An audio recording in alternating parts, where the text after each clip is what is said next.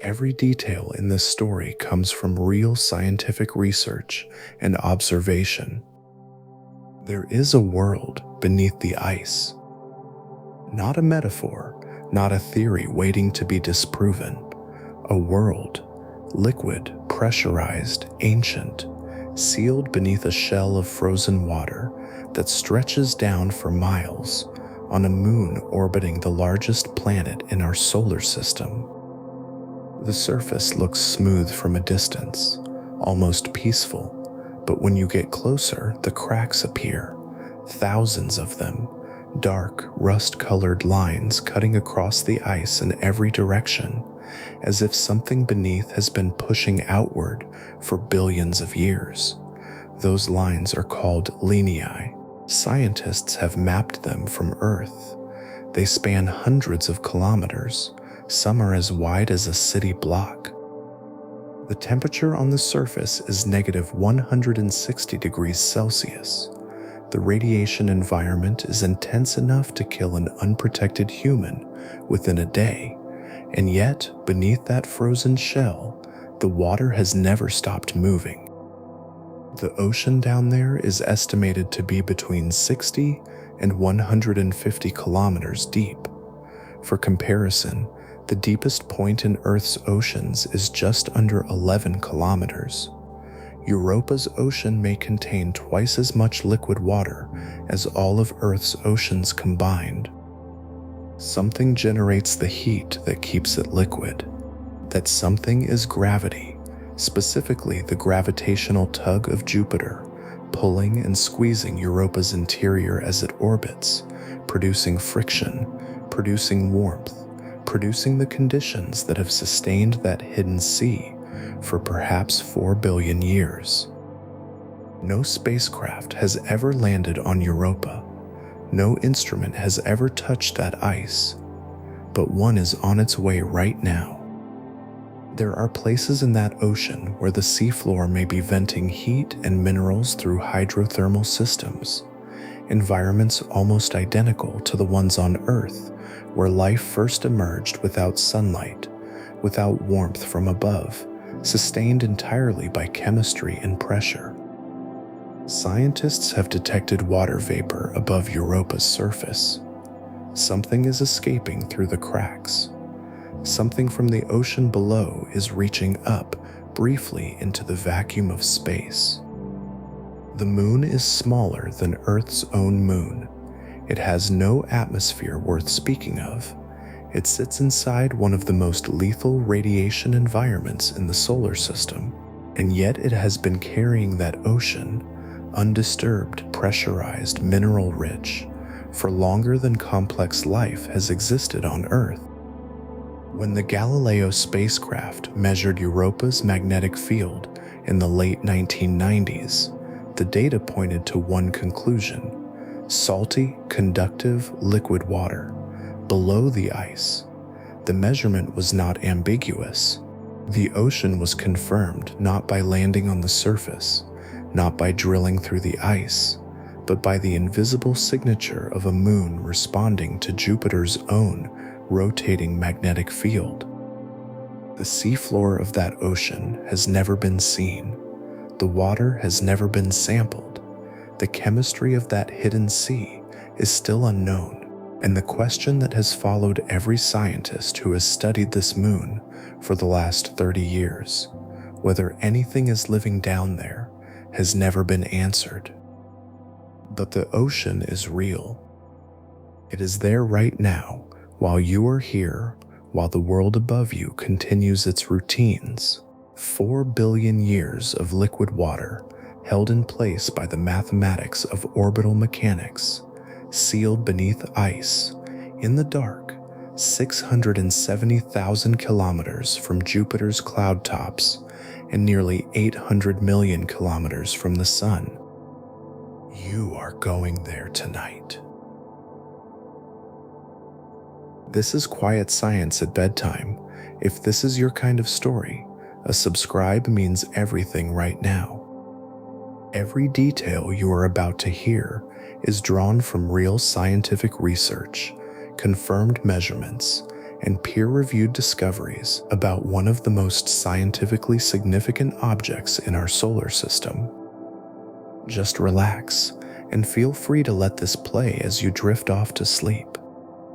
Now, imagine Europa is Jupiter's fourth largest moon, discovered in January of 1610 by Galileo Galilei. He was looking through one of the first astronomical telescopes ever built, and he noticed 4 points of light orbiting Jupiter that moved from night to night. He called them the Medicean stars. Today they are known as the Galilean moons, Io, Europa, Ganymede, and Callisto. For over 350 years, Europa was just a point of light. The Voyager 1 spacecraft changed that in 1979. It passed within 340,000 kilometers of Europa and sent back images that showed a surface unlike anything seen before, pale, crisscrossed with dark lines, with very few impact craters, almost smooth. A surface that looked young, geologically speaking, because something was constantly renewing it. Then came Galileo, the spacecraft, launched in 1989, arrived at Jupiter in 1995, and spent 8 years gathering data on the Jovian system. It made 11 close flybys of Europa. The magnetic field data it returned was the key. Europa has an induced magnetic field, one that forms in response to Jupiter's massive rotating magnetic field. The only substance in that region capable of generating that kind of induced response at that intensity is salty, electrically conductive liquid water, not a theoretical ocean, a real one, below the ice. This is where your journey begins. You are in orbit around Europa, not the terrifying radiation-drenched orbit a human body could never survive without extensive shielding. This is the orbit of pure awareness, of presence, of scale. Below you, the moon fills your field of view. It is slightly smaller than Earth's moon. Its diameter is approximately 3,100 kilometers. From up here, the surface appears pale yellowish white, almost like old parchment. But you can see the lines. They stretch across the surface in every direction, reddish-brown, some of them, others nearly black. The longest known linear feature on Europa is called Astapelea Linea, extending roughly 800 kilometers. These are not cracks in the way a frozen lake cracks in winter. They are the surface expression of deep tectonic processes. The ice shell is moving. The tidal forces exerted by Jupiter flex the entire moon slightly as it orbits, and that flexing causes the ice to fracture along predictable lines, to slide, to rebuild. The surface you are looking at is geologically active. You begin to descend. The surface grows larger, details resolve. You can see what scientists call chaos terrain, regions where the ice has broken into rafts, shifted and refrozen in new configurations, like a jigsaw puzzle reassembled by something vast and patient beneath the surface. The Connemara Chaos region is one of the most studied examples. It sits in the northern hemisphere and covers an area roughly the size of Wales. The ice blocks within it have rotated and translated, meaning they moved horizontally relative to each other before the surface refroze. This could only happen if something warmer, liquid or partially liquid, was present just beneath the surface at the time.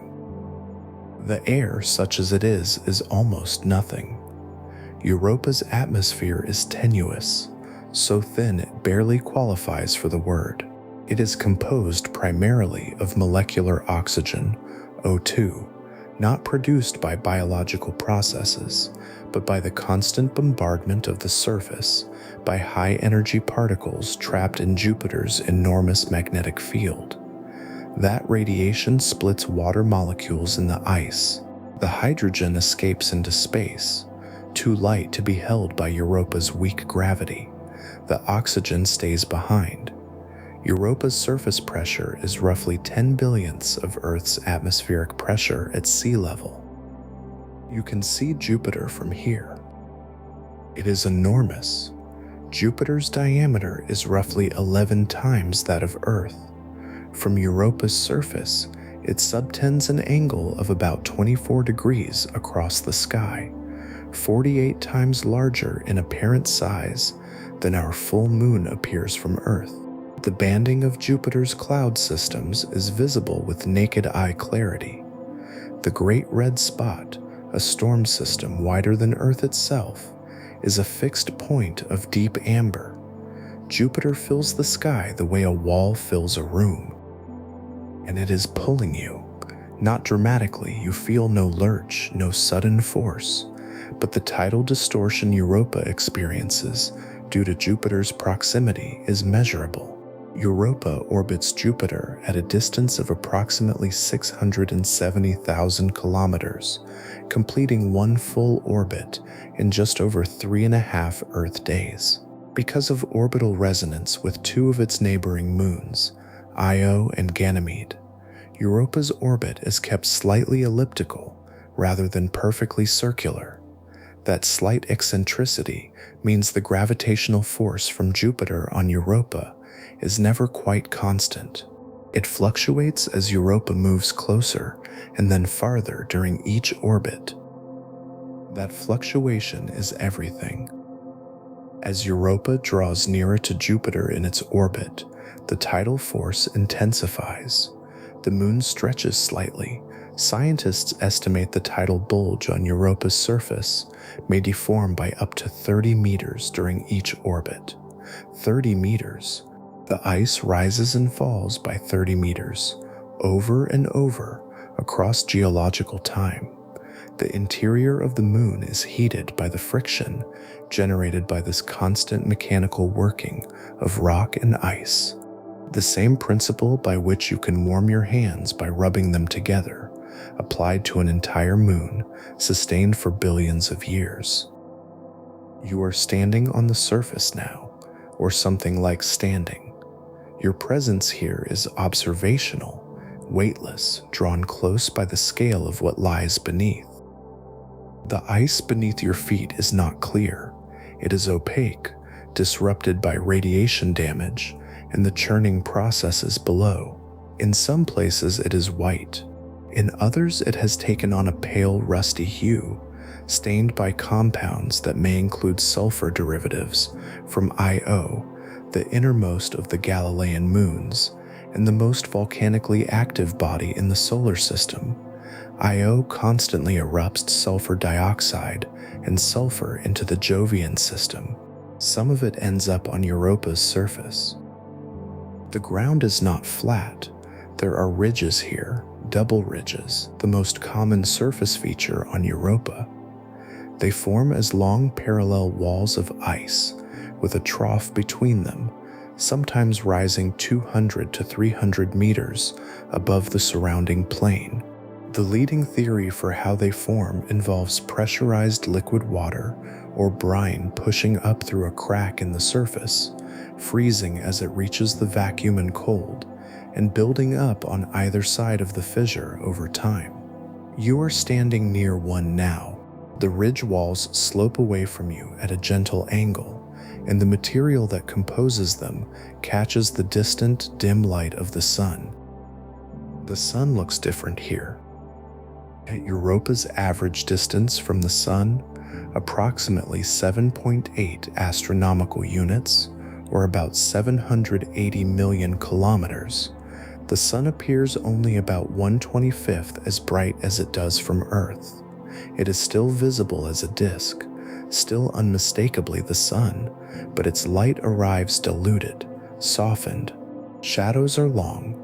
The temperature without tidal heating would drop to around -220 degrees Celsius. With it, the subsurface ice is warmer.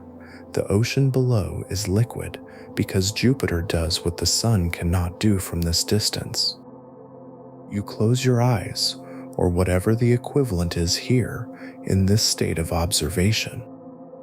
You listen. There is no sound. Europa's atmosphere is far too thin to carry acoustic waves in any meaningful way. The surface exists in a stillness that has no equivalent in human experience on Earth.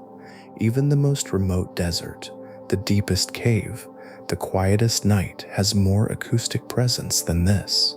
Here, the only thing approaching sound would be the low-frequency mechanical vibrations of the tidal flexing of the ice, vibrations transmitted through solid material rather than air, vibrations you would feel rather than hear if you were physically present and equipped to detect them. The ice beneath you is vibrating right now, slowly, almost imperceptibly, but the tidal cycle continues on its 3.5-day schedule, and the stresses in the ice are building toward the next phase of that rhythm.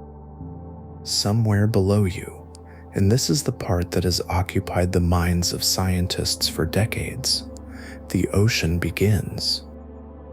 The ice shell's thickness is debated. Current models suggest it ranges from a few kilometers in the thinnest regions to potentially 30 kilometers or more in others. The transition from solid to liquid is not a clean boundary.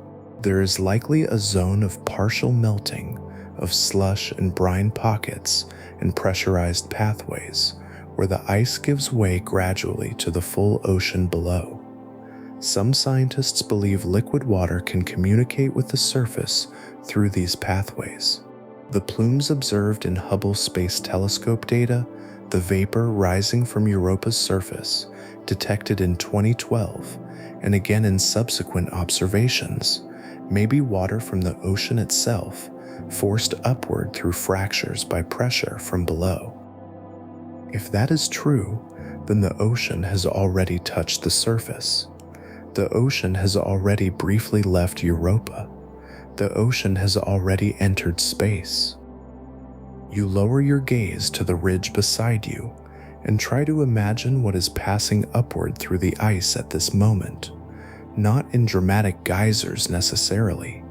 The plume events detected are intermittent and localized, but the permeability of the ice shell, the constant tidal working, the slow exchange between ocean and surface, it has been going on since Europa formed, an unbroken exchange across geological time. The chemistry of that exchange is unknown. The biology, whether there is any, is unknown. That is the question. Not whether Europa has an ocean. It does. Not whether that ocean has been sustained for geological timescales. It has. The question is whether the chemical energy available in that ocean, from hydrothermal systems on the seafloor, from the oxidants produced on the surface by radiation and carried downward through the ice, is enough to support life, and whether life, if it emerged, would still be there. On Earth, hydrothermal vents on the deep ocean floor support entire ecosystems without sunlight. Tube worms, crabs, shrimp, microbial mats, entire food chains running on chemical energy rather than photosynthesis. The first discovered in 1977 by the submersible Alvin at a vent system called the Galapagos Rift, 2 kilometers below the Pacific surface. The scientific community had not expected life there.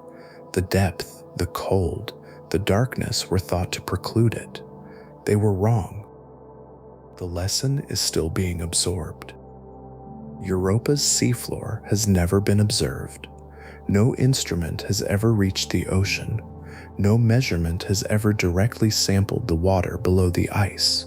But the chemical conditions implied by what we know, the salinity suggested by the magnetic data, the heat implied by the tidal modeling, the oxidants supplied from the surface through the ice, are not hostile to life in the way that, say, Jupiter's upper atmosphere is hostile. They are unfamiliar, but unfamiliar is different from impossible.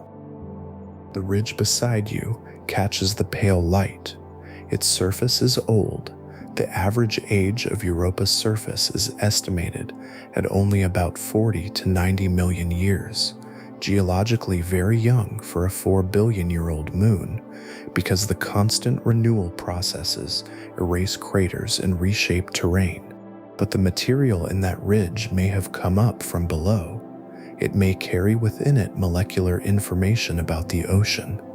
The reddish-brown material in the lineae, called hydrated sulfates, or possibly chloride salts by different research teams, is not fully identified. The precise composition of Europa's surface, non-ice material, remains an open scientific question. The answer may be waiting in the samples that Europa Clipper collects. Europa Clipper, a spacecraft the size of a basketball court when its solar panels are fully deployed, launched on October 14, 2024, aboard a SpaceX Falcon Heavy rocket from Kennedy Space Center. It is traveling toward Jupiter right now. It will not arrive until April of 2030. The distance it must cover is approximately 2.5 billion kilometers through interplanetary space. It carries 9 scientific instruments specifically designed to study Europa: cameras, spectrometers, a magnetometer, a radar system capable of penetrating the ice, a mass spectrometer designed to sample any particles escaping from the moon. If plumes are active when Clipper arrives, it may fly directly through them. It may collect molecules from Europa's ocean without ever landing. You have time to think about that. The sun has moved, not perceptibly in the moments of observation, but Europa's orbit is fast. 3.5 Earth days for a full year on this moon. The geometry of Jupiter and the sun shifts constantly. Tidal stresses in the ice evolve as the orbital position changes. The ridges you are standing among were formed by a different phase of this cycle, hundreds of thousands of years ago. The surface you are on is the newest version of a structure that has been rebuilding itself since before the first complex life on Earth. The cold is absolute, not the cold of a winter night, not the cold of a refrigerator, not even the cold of Antarctica at its most extreme. This is the cold of a world far from its star, sustained only by the faint warmth of orbital mechanics. 160 degrees below 0 Celsius on the surface. Cold enough that the ice behaves more like rock. Cold enough that a human breath would freeze before it dispersed. And yet below you, liquid water, warmer water, moving water. You can feel the scale of the ocean now, not through sensation but through understanding. 60 kilometers deep in the conservative estimate, 150 in the more expansive models, pressed against a rocky seafloor, heated from below by tidal dissipation in the silicate mantle.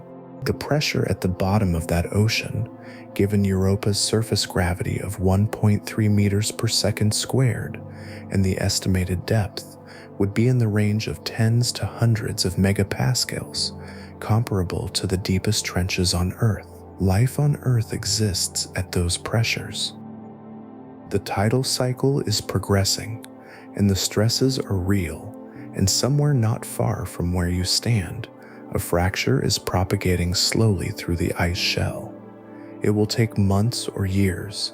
It will extend for tens of kilometers. It will become a lina, joining the thousands already mapped on this surface. And as it forms, it will act as a conduit, a place where surface and subsurface exchange material, where the chemistry of the ocean briefly meets the chemistry of space. You step back from the ridge. The plain around you stretches without interruption. Europa has no mountains in the conventional sense. The highest relief on its surface is only a few hundred meters, the double ridges being the most prominent features. It is an ice world worn smooth by its own processes, endlessly self-renewing. In every direction, the surface is the same, pale, fractured, ancient, and yet perpetually replaced. Jupiter hangs above the horizon. Its gravity is what makes this place what it is. Without that relentless tidal squeeze, Europa's interior would have cooled long ago. The ocean would have frozen. The chemistry would have stopped. Whatever processes are occurring in that hidden sea depend entirely on the coincidence of orbital mechanics, on Europa being caught in a gravitational resonance with its sibling moons that keeps its orbit slightly elliptical, which keeps the tidal heating active, which keeps the ocean liquid. This is not a coincidence that is rare in the universe. There are ice moons orbiting gas giants around other stars. The same physics applies elsewhere. What is happening on Europa, the tidal heating, the subsurface ocean, the chemical exchange between seafloor and ice, may be among the most common configurations for potentially habitable environments in the galaxy. That thought sits quietly. Jupiter does not move perceptibly. Its cloud bands rotate at different rates. The equatorial bands rotate faster than the polar regions, and the differential rotation is visible over the course of hours. The Great Red Spot, which has been observed continuously since at least the 1830s, is a persistent high-pressure anticyclone. It has been shrinking over recent decades. In the 19th century, it was estimated to span 40,000 kilometers. Today, it is closer to 14,000. Even Jupiter's most iconic feature is impermanent. You have been on this surface for what might be an hour of subjective time. The orbital geometry has shifted. The tidal stress in the ice has changed phase slightly. The ridge beside you is the same as it was, but the materials within it have been fractionally redistributed by the forces operating on them. The ocean below has not changed. It moves on timescales different from your presence here. Deep ocean circulation driven by temperature differentials, by the salt concentration gradients, by whatever heat sources are active on the seafloor. These operate on timescales of years to millennia. If there is a hydrothermal vent system below, its plumes of mineral-rich water rise through the ocean column and disperse. If there are mineral gradients, they provide chemical potential energy. The ocean is not still. It has never been still. You begin to attend to that motion, even though you cannot hear it. Before you descend, you take a moment to consider the ice itself. Scientists classify the ice shell of Europa into two broad theoretical models, and the debate between them is not yet settled. The thin shell model proposes an ice layer only a few kilometers thick, with warm convecting ice or liquid water close enough to the surface that the chaos terrain forms when liquid breaks through directly. The thick shell model proposes a shell of 20 to 30 kilometers, with the chaos terrain forming through the slow warm convection of solid ice, similar to the way glaciers on Earth move under their own weight over geological time, without any direct liquid reaching the surface. The two models have different implications for chemistry, for the likelihood of surface-ocean exchange, and for the question of habitability. Europa Clipper's ice-penetrating radar, called REASON, is specifically designed to resolve this debate. Its radar frequencies can penetrate ice to depths of 30 kilometers, mapping subsurface structures and searching for brine pockets or liquid water lenses within the shell itself. The answer to that one question, how thick is the ice, will reshape everything that follows. You feel the surface under you and consider what it represents, the lid of an ocean, not a geological accident, not an inert boundary, a dynamic interface that has been exchanging chemistry, stress, and possibly material with the water below for most of the history of the solar system.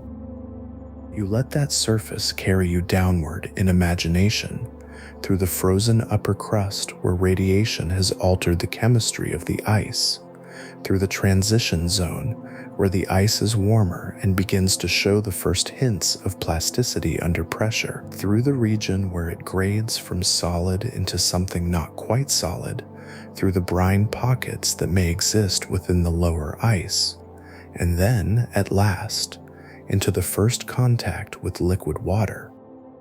The water in Europa's ocean is not pure. It is almost certainly saline, carrying dissolved minerals from the seafloor, from the ongoing chemical reactions between rock and water that have been operating since the moon's formation. The salinity may be comparable to Earth's oceans, or it may be more concentrated. The precise chemistry is unknown. It may contain sulfates, it may contain chlorides, it may contain organic molecules, not life necessarily, but the molecular precursors that on Earth preceded it. The first 100 meters below the ice-ocean interface are the most scientifically interesting and the least understood. This is where surface-derived oxidants, hydrogen peroxide, oxygen, sulfur compounds created by radiation on the surface and transported downward through the ice over geological time, would meet the chemically reduced water from below. This interface is a zone of potential chemical disequilibrium, and chemical disequilibrium is what drives energy in all known biological systems. It is where the chemistry of the outside world meets the chemistry of the interior. It is the most probable zone for biological processes, if any exist. You are suspended in that water now. Not falling, not sinking, the pressure is equalized. The temperature is just above freezing, cold but liquid. You cannot see anything.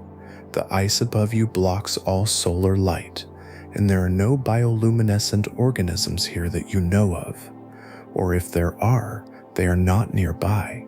This is a darkness unlike the darkness of a starless night, unlike the darkness of a sealed room. This is the darkness of complete enclosure, of kilometers of ice above and kilometers of water below. It is not uncomfortable, it is immense. The water moves around you in slow, large-scale currents. You can feel, conceptually, not physically, the circulation of the ocean driven by the heat gradient between the warmer seafloor and the cooler ice above. Hot water is less dense, it rises. Cold water is denser, it sinks. The ocean circulates on this principle, just as Earth's oceans do, just as Earth's atmosphere does. The physics is the same, the scale is different. Europa's ocean has no coastlines to redirect its currents, no continents to create the complex circulation patterns of Earth's oceans. Its circulation may be simpler, driven primarily by the distribution of seafloor heating, which follows the pattern of tidal energy dissipation in the rocky mantle below. The current carries you slowly. You do not resist it. Somewhere below, farther below than you are now, the ocean floor begins. The rocky seafloor of Europa has never been measured directly. Its composition is inferred from what we know about the formation of outer solar system bodies and from Galileo's gravity data, which constrains the moon's internal structure. Europa is thought to have a metallic iron or iron sulfide core surrounded by a rocky silicate mantle with the water layer above. The silicate mantle is where the tidal heating is primarily deposited, and the interface between the silicate mantle and the ocean above it is where the most energetically interesting chemistry is likely occurring. If hydrothermal vents are present, and the tidal heating models suggest they may be, then the seafloor is releasing heat and dissolved minerals into the water column in localized plumes. On Earth, these systems support chemolithotrophic organisms, bacteria that obtain energy from the oxidation of inorganic compounds like hydrogen sulfide or ferrous iron. They do not need sunlight, they do not need photosynthesis, they need only a source of chemical energy and liquid water. Both of those things may exist below you right now. There is another source of energy worth considering: hydrogen. When liquid water reacts with the silicate rocks of the seafloor at elevated temperatures, a process called serpentinization, it produces molecular hydrogen, H2. This reaction occurs wherever hot rock and water meet, and it releases hydrogen continuously as long as fresh silicate surfaces are exposed and water is present. On Earth, serpentinization supports microbial communities in the deep subsurface, in environments with no sunlight and very little connection to the surface world. If Europa's seafloor is undergoing serpentinization, and the presence of rocky silicate material beneath a liquid ocean heated by tidal forces makes this plausible, then the ocean floor may be generating a continuous supply of hydrogen that could serve as an energy source. Pair that hydrogen with the oxidants being delivered from the surface through the ice, and you have a chemical gradient.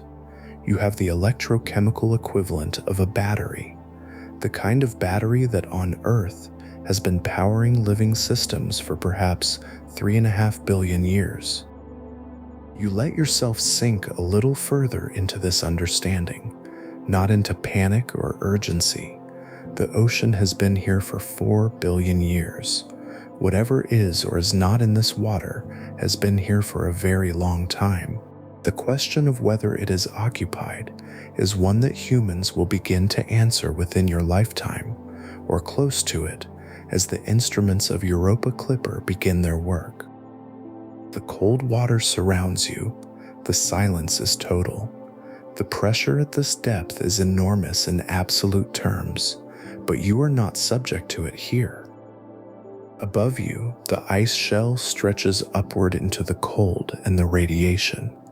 Above that, Jupiter fills the sky, and somewhere between Jupiter and the Sun, measured in the patient arithmetic of orbital mechanics, Europa Clipper is crossing the inner solar system on its way. You are not alone in finding this ocean worth thinking about. The thought drifts upward with you as you begin to rise, slowly, following the current toward the ice above, through the dark water column, through the silence that has been here since before the first animal took its first breath on Earth. The water around you grows darker even than darkness.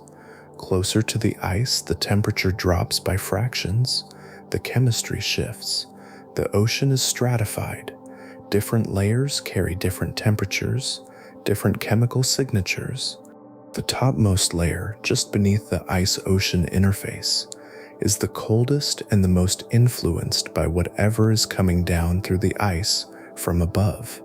The radiation-processed oxidants, the trace compounds from the surface, the faint memory of a sun too far away to warm this world directly. You reach the boundary. The ice is above you. It is not a clean transition. In the zone nearest the ocean, the ice incorporates pockets of brine, channels of liquid water, regions where freezing and melting cycle with the tidal rhythm. The boundary is a gradient, not a wall, and it has been this way for geological time, slowly shuttling material between the ocean and the surface, molecule by molecule, crystal by crystal, across an expanse of time that predates every living thing on Earth. You rest here for a moment, at the boundary between the liquid and the frozen, between the hidden ocean and the surface of a moon orbiting the largest planet in our solar system. The tidal stresses in the ice evolve as the orbital position changes. The ice flexes by increments. And somewhere in this water, in its chemistry, in its heat gradients, in the patient exchange of molecules between rock and water and ice, the question of life waits, not with urgency, not with drama. It simply waits as it has waited, in silence and pressure and cold, since long before there was anyone to ask the question.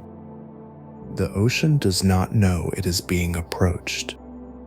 But in 6 years, the first instruments ever designed to answer that question will arrive at Europa and begin their work. And what they find, or do not find, will change the way this species understands itself and its place in the universe permanently, regardless of the answer. You begin to move upward through the ice, slowly. The ice is real below you, above you, on all sides. It is not threatening. It is simply old and thick and dense with the history of tidal compression and radiation damage and geological memory that stretches back to the formation of the solar system. You rise. The ice thins above you as you approach the surface. The temperature drops further. The last few meters are the most radiation damaged, the most chemically altered, the most visibly scarred by Jupiter's particle bombardment. And then, the surface. You are back. The plain stretches out in every direction under a sky dominated by Jupiter. The ridge is still there. The linea still cross the surface, rust-colored and dark, unchanged. The sun still shines with a pale diluted light from 780 million kilometers away. Everything is exactly as it was. And yet nothing is, because you have just traced a pathway, conceptual, imagined, but grounded in real science, from the surface of this moon, down through kilometers of ice, to the floor of an ocean that may be the most important body of water in the known universe. You have followed the chain of physics from Jupiter's gravity to tidal heating, to a liquid ocean, to the possibility of chemistry, to the possibility of more than chemistry. That chain is real. That pathway exists. The ocean below you is not a hypothesis awaiting confirmation. The magnetic data from Galileo confirmed it. The plume observations confirmed it. The internal structure models built from gravity data confirmed it. The ocean is there, has always been there, will continue to be there long after Europa Clipper has completed its mission and gone quiet. Jupiter has moved, fractionally, imperceptibly, in its slow 12-year orbit of the Sun. Europa has moved further in its faster orbit. The geometry of tidal stress in the ice has shifted by another small increment. The surface is still. The silence is immense. And deep below the ice, something liquid and dark and mineral-rich continues to move on its own timescale, in its own rhythm, under the soft and constant influence of the largest planet in the solar system. You settle into that rhythm. You let the scale of it hold you. The surface of Europa is cold and silent and ancient and young at the same time. It is a surface that is constantly being made and remade by forces operating from below. It is a surface that carries chemical information about an ocean that may hold the answer to one of the oldest questions human minds have ever formed. It is also, right now, in this moment, perfectly quiet. The cold here registers no differently than it did before. The surface has not changed. The ice is 1.3 meters per second squared of gravity beneath you. Jupiter is 24 degrees wide in the sky above you. And the ocean is down there, waiting. It has been waiting for 4 billion years. A few more years of waiting is nothing. You breathe slowly, in the way that bodies breathe when they are beginning to let go of the day, when the muscles release their tension and the mind begins to soften its grip on the sequence of hours just past. The cracks in the ice around you are called linea. The word comes from the Latin for lines. They are the most visible evidence that this world is alive, in the geological sense, that energy is moving through it, that the surface is not static but is constantly being written and rewritten by the processes below. You trace one of them with your attention. It extends to the horizon and beyond, a dark line of disrupted ice, bordered by the slightly elevated ridges of material that escaped from below when the fracture formed, hundreds of thousands of years ago. The material in that ridge was once below the surface. It came up through the crack. It may have passed through the ocean ice boundary. It may carry chemical signatures of the water below. It is sitting on the surface now, in the radiation field, slowly being processed by the particle bombardment from Jupiter's magnetosphere. The sun is setting below the horizon, or rather Europa's rotation relative to the sun is changing the geometry. Europa is tidally locked to Jupiter, meaning the same face of Europa always faces Jupiter, just as the same face of Earth's moon always faces Earth. But Europa still rotates relative to the sun as it moves through its orbit.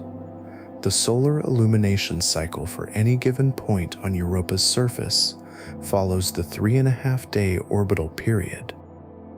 The light is fading. Not quickly, not dramatically. The sun at this distance is already so dim that the transition is subtle, the pale yellowish white of the illuminated surface softening toward a slightly cooler tone, the shadows of the ridges lengthening at a pace too slow to watch directly. You do not move. The tidal stress in the ice continues its slow variation. The ocean below continues its circulation. The minerals in the water continue their patient exchange with the silicate seafloor. The plumes, if they are active somewhere on this surface tonight, continue their episodic ascent through the cracks, reaching up through the ice, briefly touching space, falling back. The fracture lines in the ice around you were not always here.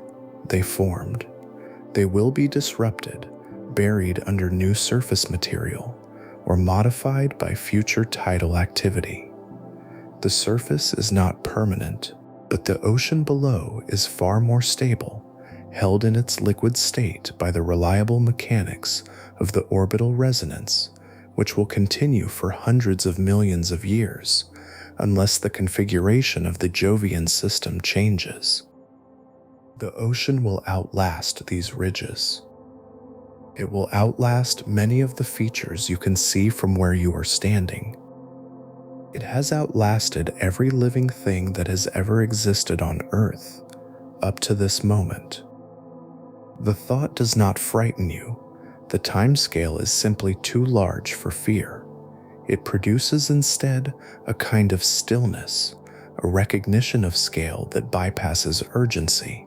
You are standing on a moon that formed alongside the planets themselves, above an ocean that has been liquid for most of that time, in a solar system that is one of several 100 billion in this galaxy alone. The stillness is appropriate. It is the correct response to this much time, this much space, this much darkness. The light continues to fade. The ridges cast longer shadows. Jupiter remains.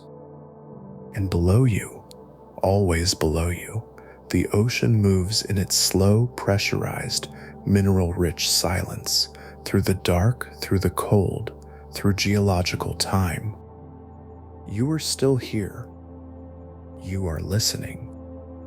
There is nothing required of you in this moment except to be present to the scale of what surrounds you, The ice beneath your feet, the ocean beneath the ice, the moon beneath the ocean, the planet in the sky, the distance from the sun, the distance from Earth, the distance from the nearest other star. Your breathing has slowed. The surface of Europa holds you at 1.3 meters per second squared, gentler than Earth, gentler than the moon. The sensation, if there were sensation, would be one of lightness, of buoyancy. The tidal forces that heat this moon are continuous. The mathematics of orbital resonance that produce them were set in place during the formation of the solar system 4.5 billion years ago, when the disk of gas and dust surrounding the young sun was still organizing itself into planets and moons, and the complex gravitational web of interactions that govern everything that has happened since. Europa exists because of that organization. The ocean exists because of the resonance. The possibility of chemistry, and more than chemistry, exists because of physics that has been operating since before Earth formed. All of this is here, beneath you, while you rest. The surface is quiet. The ocean keeps its own counsel. And somewhere in the outer solar system, moving at approximately 5 kilometers per second relative to the sun, Europa Clipper is on its way, carrying 9 instruments, carrying the questions of thousands of scientists, carrying the oldest question of all. Is there something else out there? The tidal stress builds and releases, as it has done without interruption since Europa first locked into resonance with its sibling moons. The tide continues. You remain. Europa Clipper left Earth on October 14th, 2024. It did not go directly to Jupiter. The physics of interplanetary travel rarely permit a straight line. Instead, the spacecraft is following a trajectory that takes it first toward Mars, using that planet's gravity to bend its path and add velocity, a maneuver called a gravity assist. Then it will swing back past Earth for a second gravity assist in 2026 before finally arcing outward toward Jupiter. The entire route covers approximately 2.5 billion kilometers and takes roughly 5.5 years. It will arrive at Jupiter in April of 2030. During that transit, the spacecraft is not idle. Engineers monitor its systems continuously. The instruments are tested and calibrated over the long, quiet years of the journey. The solar panels, each one spanning about 14 meters, giving the spacecraft a total span comparable to a basketball court when fully deployed, collects sunlight to power the systems through the long cruise. As the spacecraft moves farther from the sun, the available solar energy decreases with the square of the distance, which is why those panels need to be so large.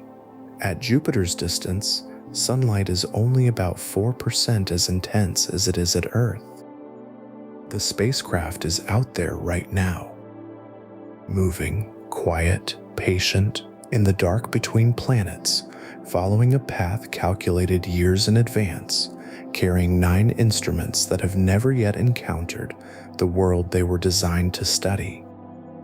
You have been on Europa's surface for some time now. The light has continued its slow fade, not to true darkness because Jupiter provides its own reflected illumination, a soft amber-tinted glow that falls across the ice when the geometry allows. You are in what might be called Europa's night side relative to the sun, but Jupiter is above the horizon, and its reflected light reaches you. The ice takes on a different quality in this light. The ridges are less stark, the shadows soften, the surface looks for a moment almost warm. It is not warm. The temperature is still negative 160 degrees Celsius. But the light from Jupiter is real. Jupiter reflects approximately 52% of the sunlight that hits it. Its albedo is high due to the reflective ammonia clouds in its upper atmosphere. From Europa's surface, that reflected light is substantial. It is not bright enough to read by, not bright enough to cast sharp shadows, but it is present, a dim amber wash across the ice that has fallen on this surface every orbit since the Jovian system took its current shape. You look up at Jupiter directly. The cloud bands are distinct. From this distance, 670,000 kilometers, the structure of Jupiter's atmosphere is clearly resolved. The darker bands are called belts, the lighter bands are called zones. The belts are regions where the atmosphere is descending, where the clouds are lower and the colors are influenced by different chemical compositions: phosphine, ammonia, water ice, possibly trace amounts of complex organic molecules. The zones are regions of rising atmosphere where high-altitude ammonia clouds form bright, reflective white layers. The boundary between a belt and a zone is not a clean line. It is turbulent, a region of complex wind shear where the two atmospheric flows meet and produce eddies, cyclones, and anticyclones. Wind speeds at these boundaries can reach 500 kilometers per hour. The Great Red Spot itself is the largest and most persistent of these anticyclones, a storm system that has maintained its structure for at least 180 years of continuous human observation, and probably much longer. The atmosphere of Jupiter extends downward for thousands of kilometers. There is no solid surface to speak of. As you descend through Jupiter's atmosphere in any theoretical sense, the gas becomes denser and denser. The pressure increases. Eventually, at depths of several thousand kilometers, the hydrogen gas transitions to a liquid metallic state, a phase of matter that does not exist naturally anywhere on Earth, in which hydrogen is compressed so tightly that its electrons move freely as in a metal, making the material electrically conductive. This liquid metallic hydrogen is what generates Jupiter's immense magnetic field, which in turn is what bombards Europa's surface with radiation, which in turn produces the oxygen in Europa's thin atmosphere, which in turn may be carried down through the ice into the ocean as an oxidant. Jupiter's gravity reaches all the way down here, into the ice beneath your feet, and it has been doing so for 4 billion years. You turn your attention back to the surface. There is a feature nearby that deserves attention. It is called a lenticule. The plural is lenticulae, a term derived from the Latin for lentil because of its shape. These are roughly circular to oval features on Europa's surface, a few kilometers to tens of kilometers across, that appear to have formed when a blob of warm, buoyant ice rose from below, deformed the surface, and then either refroze in place or partially collapsed. They are among the strongest surface evidence that the ice shell is not uniformly cold and rigid all the way down. Something warm is rising through it in localized regions. The lenticulae are scattered across Europa's surface in patterns that scientists have been trying to understand for decades. Their distribution is not random, but the principle governing their locations is not fully understood. They may form preferentially above regions of the ice shell, where tidal heating is locally stronger, or above regions of the ocean where heat flux from below is elevated. Their presence tells you that the ice shell is dynamic, not just at the large tectonic scale of the lineae, but at the small local scale of individual upwellings. You are standing near one. The surface here is slightly disrupted. The smooth expanse of the surrounding plain gives way to a region of hummocky, irregular terrain. The ice in this area has been raised and then fractured by whatever process formed the lenticulae, producing a mounded surface of rough, broken material. It is not dramatic. From any distance, it would look like a subtle bump on the otherwise flat surface. But in the context of what it represents, warm ice rising from below, material from deep within the shell approaching the surface, it is one of the most geologically interesting features on the moon. Beneath your feet, right here, the ice is warmer than the ice 10 kilometers to your left. The difference is small, a few degrees perhaps, but in a system that runs on tidal energy dissipated as heat, a few degrees of local variation matters. It matters for the chemistry of the ice. It matters for the potential permeability of the shell. It matters for the question of whether material from the ocean can, in localized regions, find a pathway to the surface. Europa Clipper's ice-penetrating radar, the REASON instrument, which stands for Radar for Europa Assessment and Sounding, ocean to near surface, is designed to look at structures exactly like this one from orbit. Its two radar frequencies, 15 MHz and 60 MHz, can penetrate different depths of ice. The lower frequency penetrates deeper, potentially reaching the ice-ocean interface directly. The higher frequency is better at resolving structure in the upper ice shell. Together, they will build a three-dimensional picture of the interior of the ice, identifying brine pockets, liquid water lenses, and the geometry of the ice-ocean boundary. When Clipper passes over a feature like the one you are standing near, the radar return will tell scientists whether there is liquid water present at shallow depth, whether the ice-ocean interface is close to the surface in this region, and whether the lenticulae formation process involves direct involvement of the ocean or only the deep warm ice. The answer to that question will inform everything that comes after, including any future mission that might attempt to drill through the ice. The drilling mission is not yet built. It is not yet funded, but it has been studied. Engineers have proposed concepts for a cryobot, an autonomous probe designed to melt its way through the ice using thermal energy, descending through the shell over the course of months to years, eventually breaching the ice-ocean interface and deploying sensors into the water below. The scientific payload it would carry, a mass spectrometer, a camera system, possibly a miniature submersible, would be the first instruments ever to sample Europa's ocean directly. The technical challenges are immense. Communication through kilometers of ice is extremely difficult. Power delivery over long distances in an extremely cold, high radiation environment has no precedent. The sterilization requirements are severe. Any spacecraft sent to the ocean would need to carry essentially zero Earth microorganisms to avoid contaminating the environment it is trying to measure. The protocols for planetary protection at Europa are among the strictest ever applied to any space mission. But the mission is not impossible.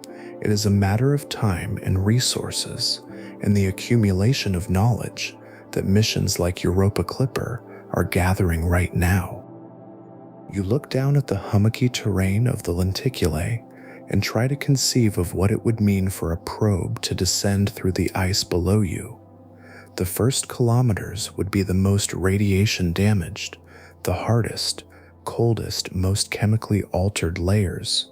Below that, the ice would become warmer and slightly softer as tidal heating increased with depth.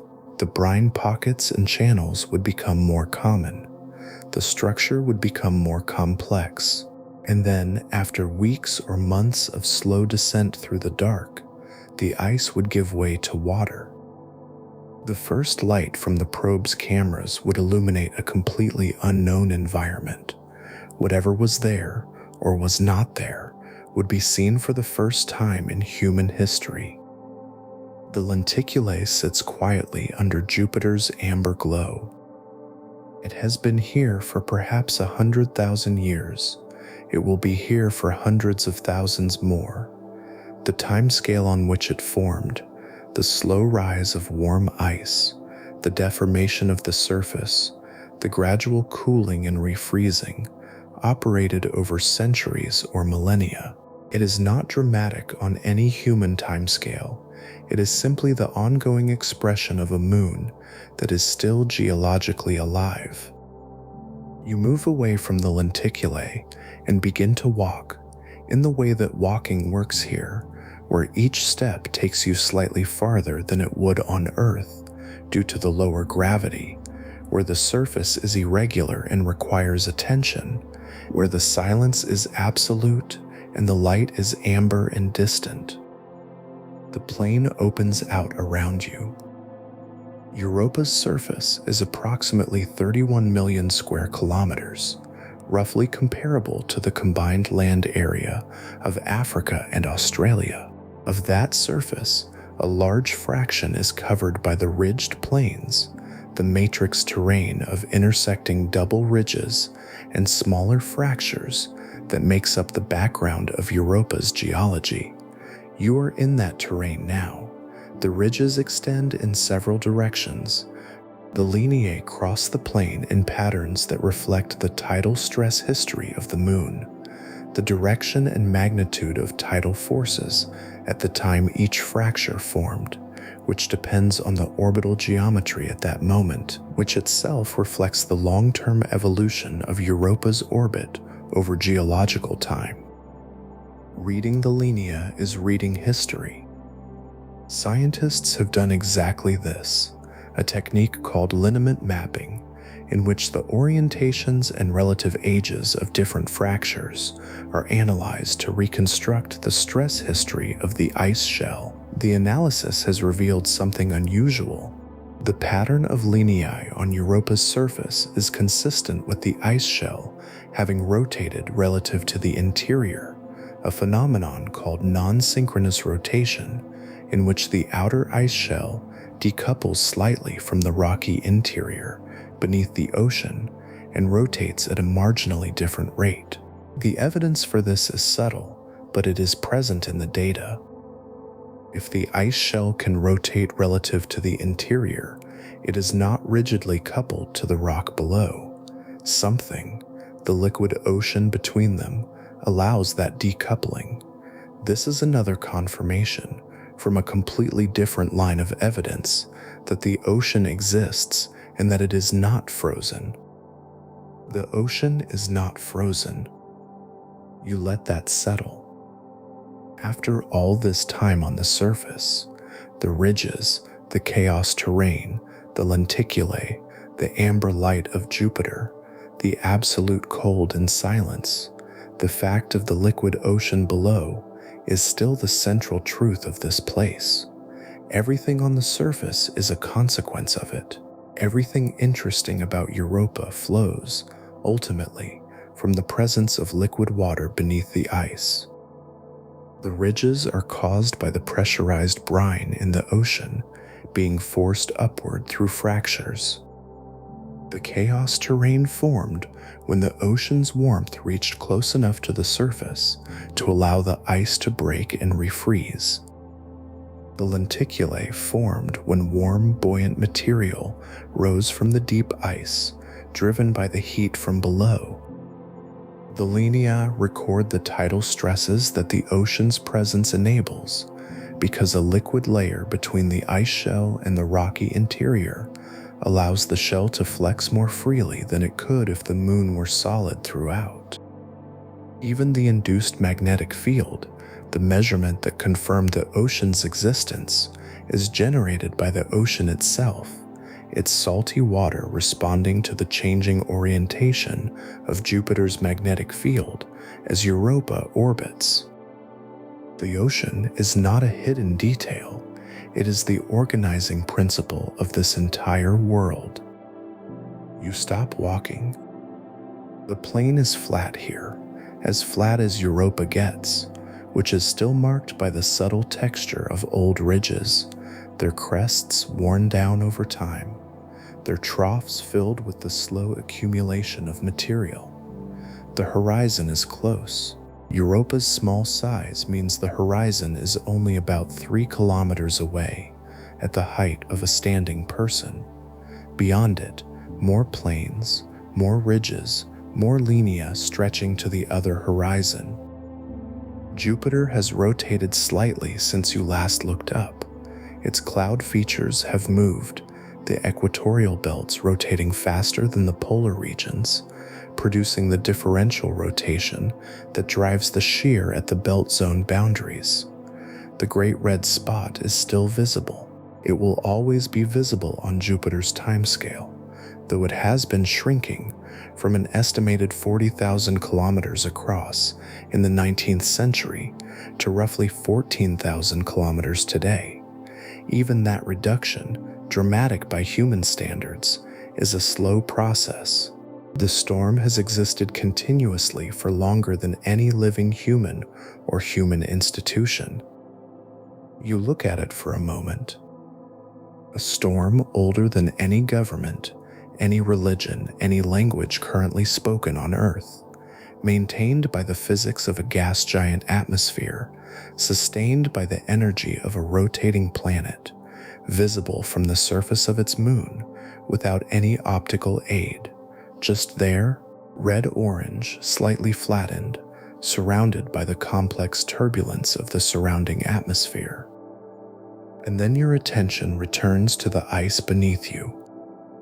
Because below this surface, below the radiation-damaged crust, below the fractured ridged plains, below the lenticulae and their implications of warm ice rising, below the transition zone where solid gives way to something between solid and liquid, the ocean is moving.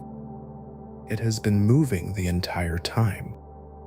The circulation of Europa's ocean is driven primarily by the heat gradient between the relatively warm seafloor, heated by tidal dissipation in the silicate mantle below, and the cold ice ceiling above. Warm water at the seafloor is less dense and rises. Cold water near the ice is denser and sinks. The resulting convection circulates the water through the ocean column on timescales of years to decades. The absence of coastlines and continents means this circulation is not as geographically complex as Earth's ocean circulation, but it is not simple either. The distribution of seafloor heating follows the pattern of tidal energy deposition in the mantle, which is not uniform. It varies with depth and with the internal structure of the rocky interior. The ocean circulation reflects this uneven heating. In regions where the seafloor is warmer, the upwelling is stronger. The water that rises from those regions carries dissolved minerals, iron, magnesium, calcium, sulfur compounds, leached from the silicate rock through hydrothermal processes. As this mineral-rich water rises and mixes with the broader ocean, it distributes those materials throughout the water column. If it reaches the ice-ocean interface, it may freeze into the base of the ice shell, incorporating its chemical signature into the ice itself. Over geological time, this process moves material from the seafloor to the ice, from the interior to the surface. You begin to descend again, not physically, not literally, but in the way that this kind of presence moves through a world. Downward through the ice, through the transition zone, into the water.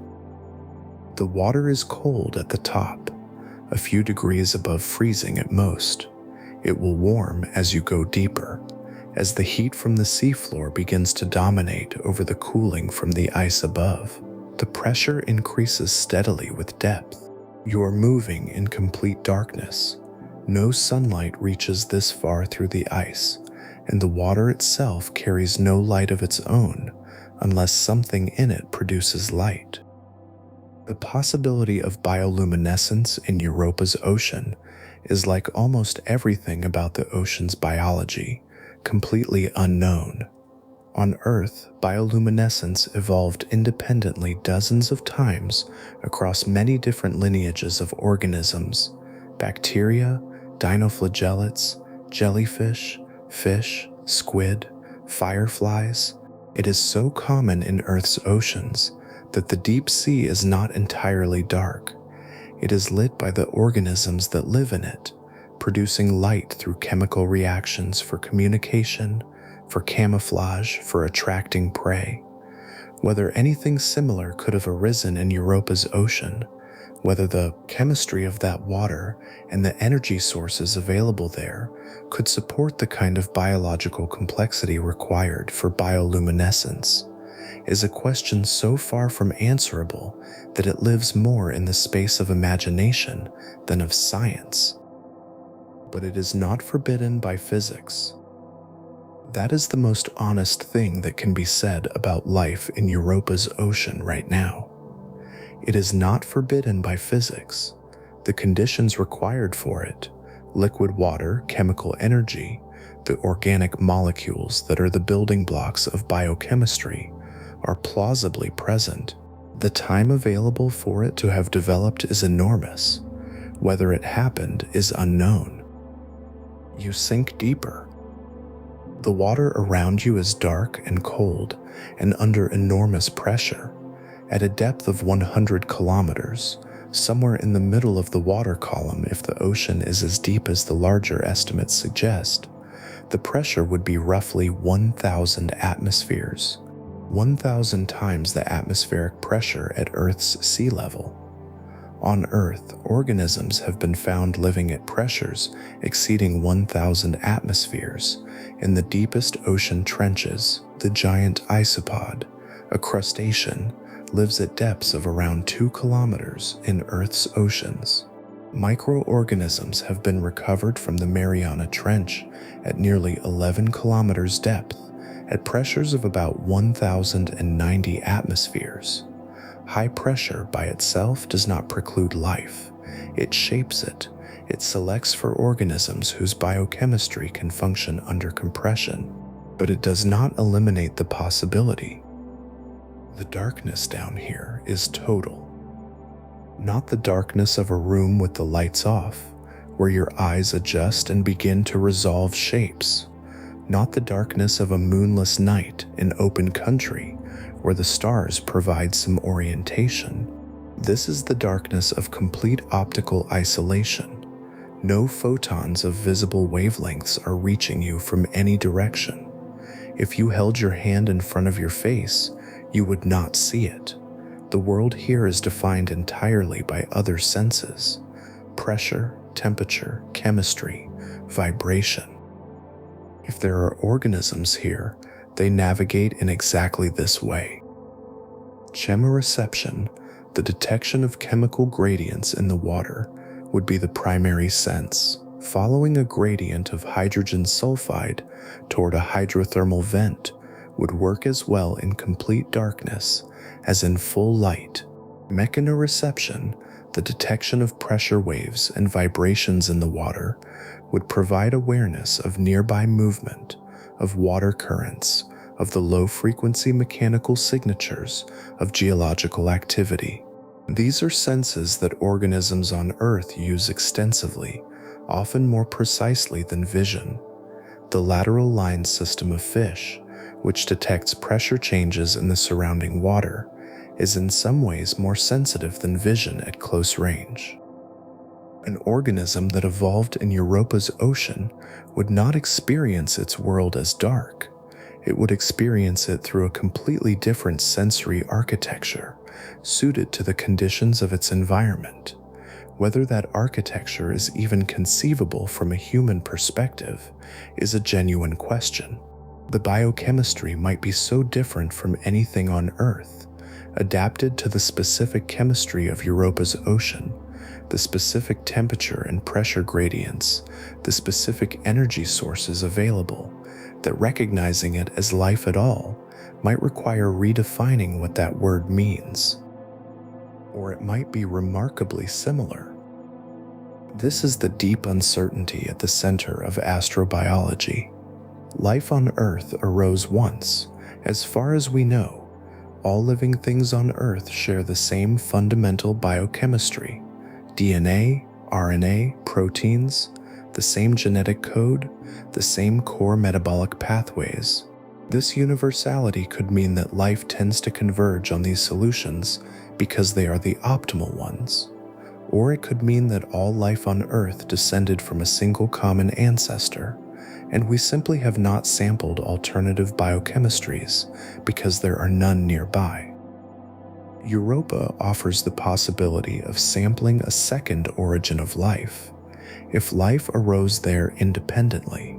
If the biochemistry of Europa's organisms, should they exist, resembles the biochemistry of Earth life, it would suggest that these solutions are universal, that life, wherever it arises, tends toward DNA and proteins and the cellular architecture we know.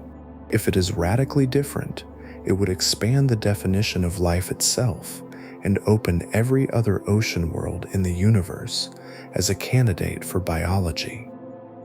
The stakes of that single question are nearly incomprehensible. You drift in the dark water. The pressure is constant around you. The temperature is a few degrees above freezing. The water moves in slow, large-scale currents that you can feel as changes in the direction of flow. Below you, still far below, the seafloor is closer than it was. You are in the lower portion of the water column now, where the influence of the seafloor heating begins to become detectable. The water is fractionally warmer here, fractionally richer in dissolved minerals. And then, at the edge of whatever perception is available to you here, you detect something. It is not a sound, it is not a light. It is a change in the chemistry of the water, a slight increase in the concentration of dissolved minerals, a faint warmth, a current that is moving upward rather than downward. It is coming from below, from a specific point on the seafloor, perhaps 100 meters beneath you, where the rocky silicate mantle of Europa is in direct contact with the ocean. A hydrothermal vent, or the possibility of one. The science does not yet confirm active hydrothermal systems on Europa's seafloor. That confirmation awaits the data from Europa Clipper and the missions that follow it. But the thermal modeling of Europa's interior strongly suggests that hydrothermal activity is occurring. The tidal heating deposited in the rocky mantle is substantial, estimated at approximately 100 gigawatts total, roughly comparable to Earth's global geothermal heat flux. That heat has to go somewhere. On a world with a liquid ocean in contact with its silicate interior, some of that heat will drive hydrothermal circulation, water seeping into cracks in the rock, being heated, becoming less dense, rising back into the ocean carrying dissolved minerals. You descend toward it. The water grows warmer as you approach. The mineral content increases. You can conceptually detect the dissolved hydrogen sulfide, the ferrous iron, the silica and calcium compounds that are the signature of water that has been in contact with hot rock. The current strengthens. You are in the rising plume now, carried upward by the buoyancy of warm water in a cold ocean. The seafloor is below you. It is not a feature of smooth sediment the way the deep ocean floor on Earth often is. There is no rain of biological material from above to accumulate as sediment, no dead organisms, no shell material, no organic carbon raining slowly down from a sunlit surface zone. The floor here is rocky silicate, fractured by the same tidal forces that fracture the ice above, covered by the chemical precipitates that form when the hot vent water cools and its dissolved minerals come out of solution. These precipitates build structures. On Earth, hydrothermal vent systems build chimneys, towers of mineral precipitate, sometimes tens of meters tall, through which superheated water vents into the cold ocean. The structures are called black smokers when they vent water rich in dark sulfide minerals, and white smokers when they vent water rich in lighter compounds like anhydrite and silica. The temperatures at black smoker vents can exceed 400 degrees Celsius, water that stays liquid only because the extreme pressure prevents it from boiling. The temperatures at white smoker vents are lower, typically between 40 and 90 degrees Celsius. The Lost City hydrothermal field, discovered in the Atlantic Ocean in 2000, is a white smoker system. It vents water that is alkaline, rich in hydrogen and methane, produced by the serpentinization reaction between seawater and the mantle rock peridotite. Lost City supports a diverse microbial community. It requires no sunlight. It runs entirely on the chemical energy of the serpentinization reaction. Lost City is what scientists think about when they think about Europa's seafloor. You are hovering above a structure on the floor of Europa's ocean that may be exactly this: a white smoker system, alkaline, hydrogen-producing, built on the chemistry of water and rock, sustained by the tidal energy that has been flowing through this moon since it locked into orbital resonance with Io and Ganymede. The structure rises perhaps 15 meters from the seafloor. Its surface is white with mineral precipitate. The water issuing from its top is warm and slightly cloudy with dissolved material. Around the base of the structure, the floor is not bare rock. Something has accumulated there, a mat, thin close to the substrate, irregular in its coverage. Whether it is mineral precipitate or something else is not a question you can answer from this position with the instruments available, but it is there, a texture on the rock surface that was not there before the vent made this location chemically interesting. You stay with it. The vent continues to issue warm water. The plume rises slowly above the structure. The mineral chemistry of the water changes as it cools. Some compounds precipitate out immediately, others remain dissolved until they reach colder water higher in the column. The process is continuous and has been continuous at this vent or one very close to it for a very long time. On Earth, the oldest known hydrothermal systems, preserved in ancient oceanic crust, are over 3 billion years old. The chemistry of their ancient precipitates is preserved in rock, readable by geologists as a record of the conditions at the seafloor billions of years ago. Whether Europa's seafloor preserves similar records is unknown. Whether Europa's seafloor has been in its current configuration for billions of years, or whether the tidal processes that reshape the ice shell also periodically reorganize the seafloor, is not well constrained. But the energy has been flowing since Europa formed. Whatever pathways it took, whatever structures it built and destroyed and rebuilt, the chemistry of tidal heating and water-rock interaction has been operating continuously since this moon's earliest history. If life began here, it had 4 billion years to do so. On Earth, the oldest confirmed microbial fossils are approximately 3.5 billion years old. Life on Earth appears to have originated within the first billion years of the planet's existence, possibly much earlier. The exact timing is uncertain, but life did not require billions of years to get started once the conditions were right. It appears to have started relatively quickly, by geological standards. By the same logic, if the conditions in Europa's ocean have been suitable for life for 4 billion years, and if life tends to emerge quickly when conditions are suitable, then the question is not whether there was enough time. There was.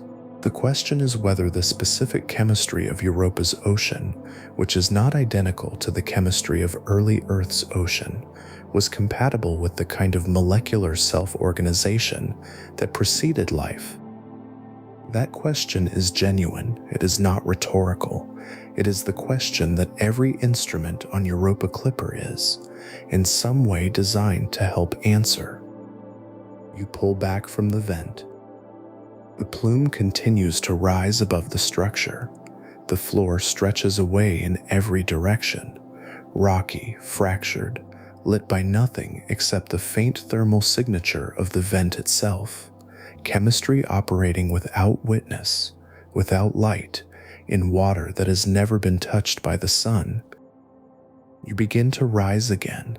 Slowly, the water around you cools as you ascend. The mineral concentration decreases. The current that was carrying you upward with the vent plume gives way to the broader, slower circulation of the deep ocean. You are in the middle water column now, equidistant, roughly, between the seafloor below and the ice above. Here, nothing is happening in the dramatic sense. The water is cold and dark and moving slowly. The dissolved minerals from below are present but dilute. The oxidants from above are present but dilute. The gradients that might drive chemistry are shallow here, less steep than at the vent, less steep than at the ice-ocean interface. And yet chemistry continues. It always continues, even at equilibrium, even when the gradients are shallow. Molecular reactions occur. Dissolved compounds react with each other. New compounds form. Old compounds break down. The ocean is not a static solution.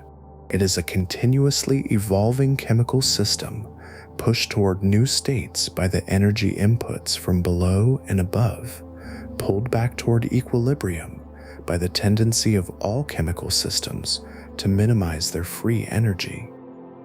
In that continuous evolution over geological timescales, complex molecules form. Amino acids, the building blocks of proteins, have been found in meteorites. They form in interstellar space through non-biological chemistry. They are found in comets. They appear wherever the right conditions exist. Carbon, hydrogen, nitrogen, oxygen, liquid water, energy. These are not rare conditions in the universe. They are among the most common conditions available. Europa's ocean almost certainly contains amino acids, or their precursors. Whether those molecules have ever organized themselves into something that reproduces, that evolves, that constitutes what we call life, that remains the open question. The water around you holds it open. The darkness holds it open. The pressure holds it open. The tidal warmth from below holds it open. Everything about this ocean holds the question open, patient and unhurried, indifferent to the urgency with which the species that built Europa Clipper is approaching it. The ocean has been here since before the first complex organisms appeared on Earth. It is not in a hurry.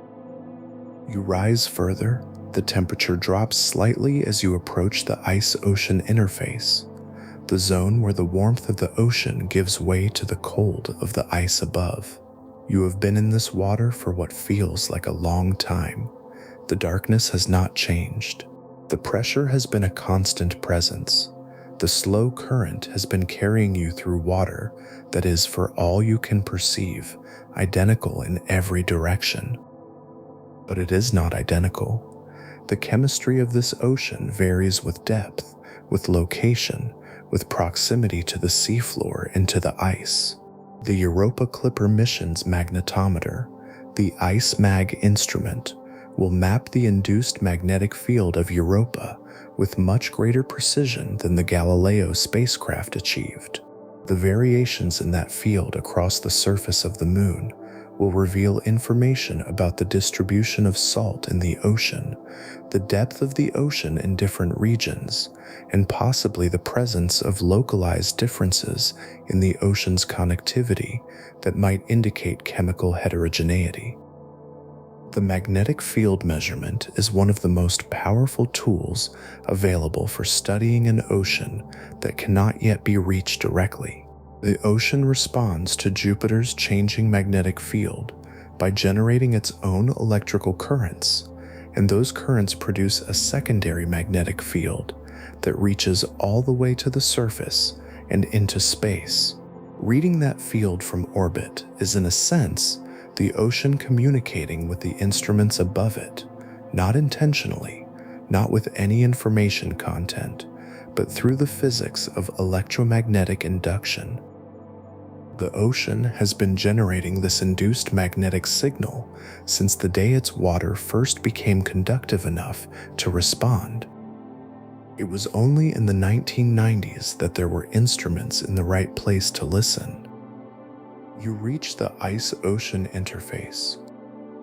The transition is familiar now, the gradual incorporation of brine pockets into the base of the ice, the drop in temperature, the shift from liquid to a complex mixture of liquid and solid. The ice above you is not impermeable. It has channels, fractures, pockets of brine that are connected, at least intermittently, with the water below. The tidal cycle opens and closes some of these connections as the ice flexes.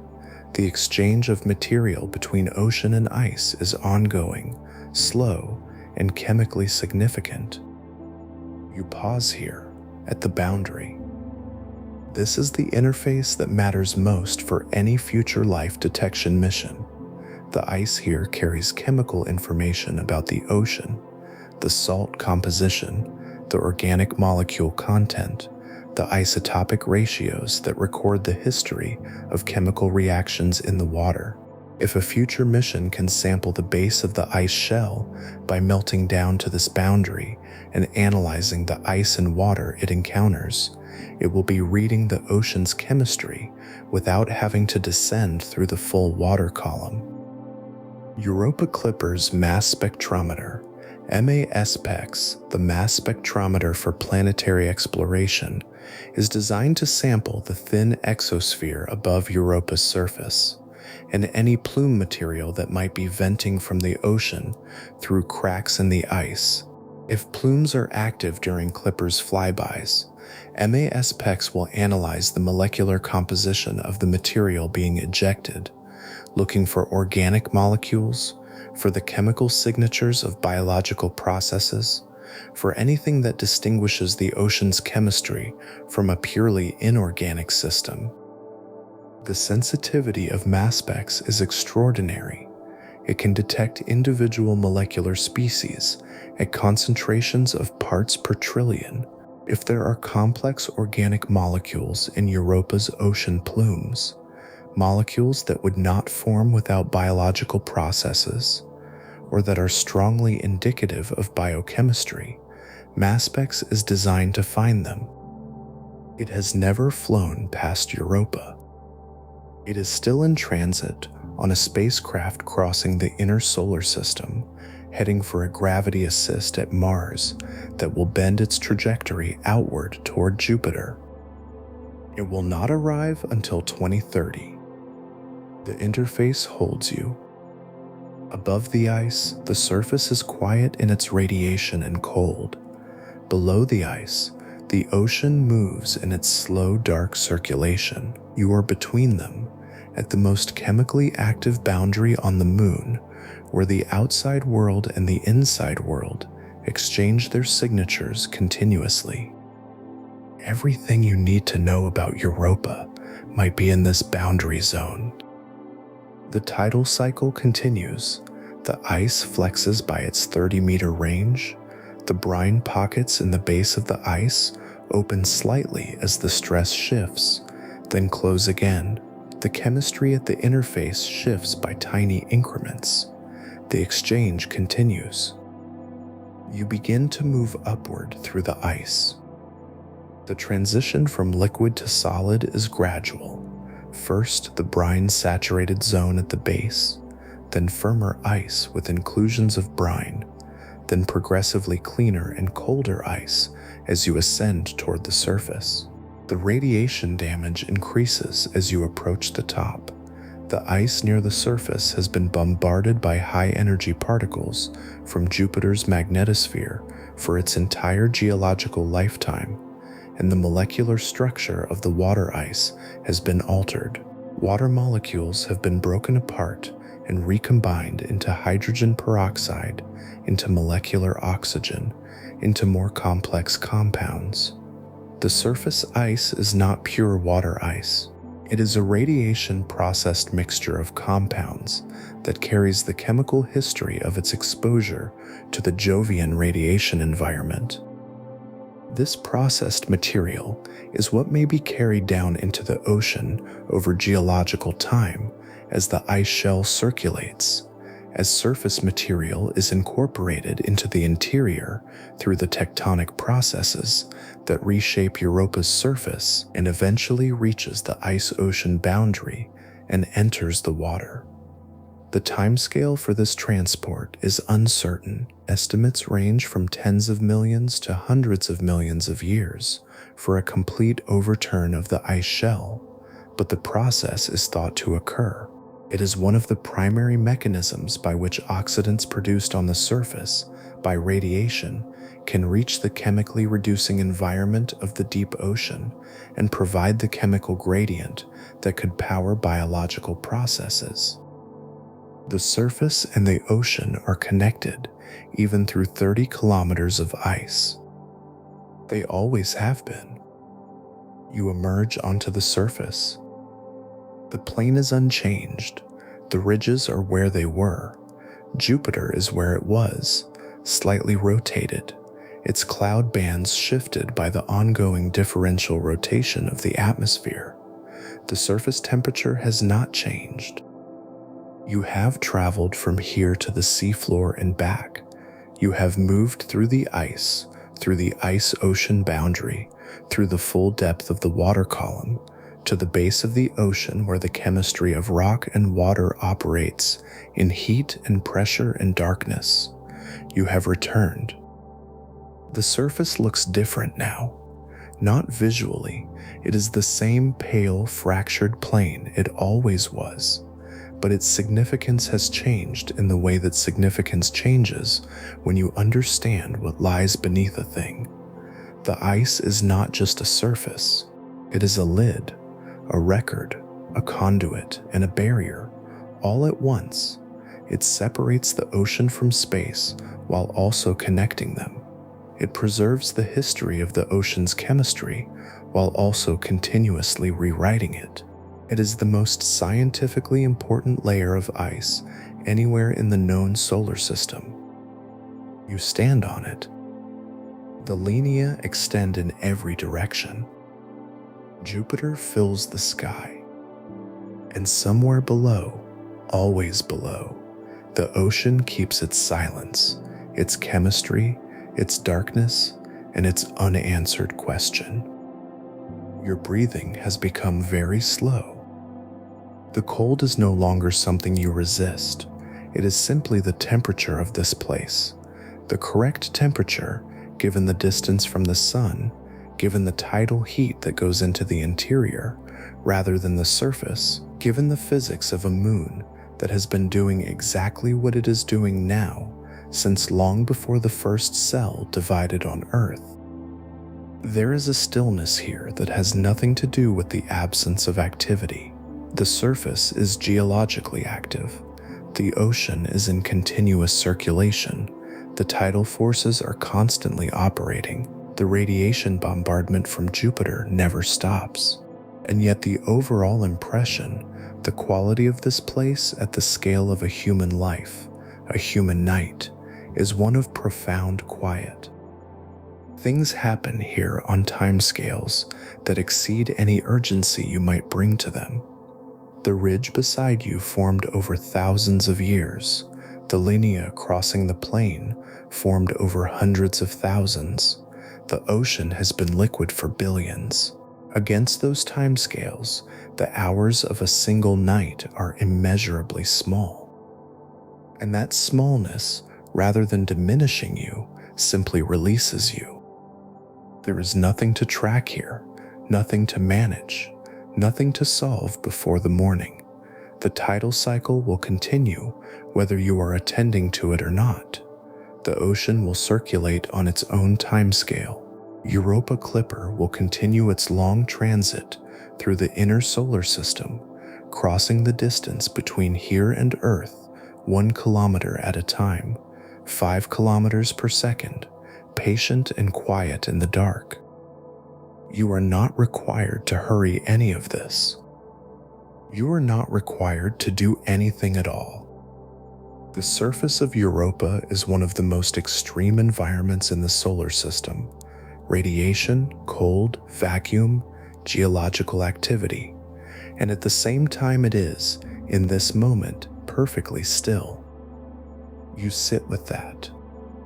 The surface holds you with the same gentle gravity it has always had.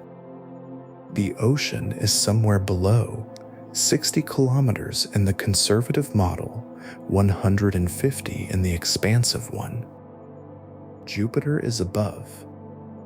The sun is a pale disk, diminished by distance to 1/25 of its terrestrial brightness, somewhere above the horizon to your right. And the universe continues outward in every direction, from Jupiter to Saturn, to Uranus, to Neptune, to the heliopause where the solar wind gives way to interstellar space, to the nearest other star 4 light-years away, to the Milky Way's center 27,000 light-years distant, to the edge of the observable universe 46 billion light-years away. You are a very small presence in all of that. And that is exactly the right size to be, right now. The ice holds you gently, as it always has. The stars are above, dimmed by Jupiter's reflected light but present, each one a sun, most of them with planets, some of those planets surely orbiting in conditions not entirely unlike this one. There are thought to be tens of billions of icy moons in our galaxy. The same tidal heating mechanism that sustains Europa's ocean operates wherever a moon orbits close enough to a massive planet. The same chemistry of water and rock that may be building structures on Europa's seafloor operates wherever liquid water meets silicate material at elevated temperatures. Europa is not a singular anomaly. It is an example of a type. And that type may be the most common configuration for habitable environments in the universe.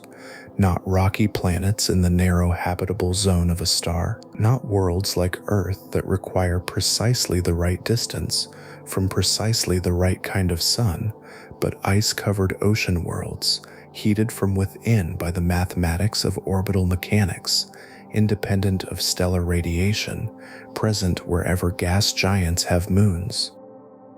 The universe may be full of Europas, each one dark, each one cold on the surface, each one carrying its ocean in the dark, heated by gravity, sealed by ice, silent, patient, waiting for whatever question the chemistry will eventually answer.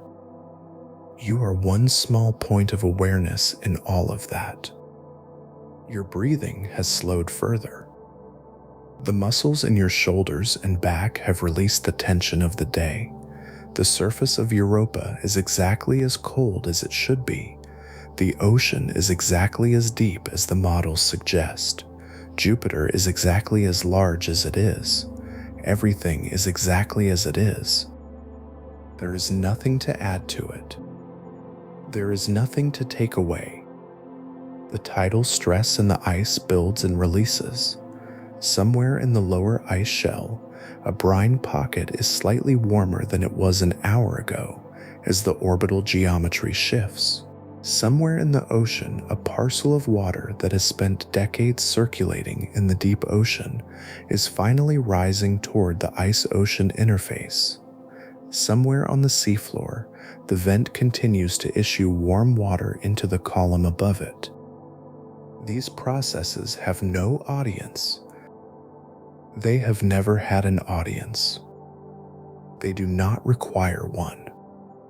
They have been operating in the dark, in the silence, in the cold, since before the first cell divided on this planet, and they will continue long after every instrument humanity has ever built has gone quiet.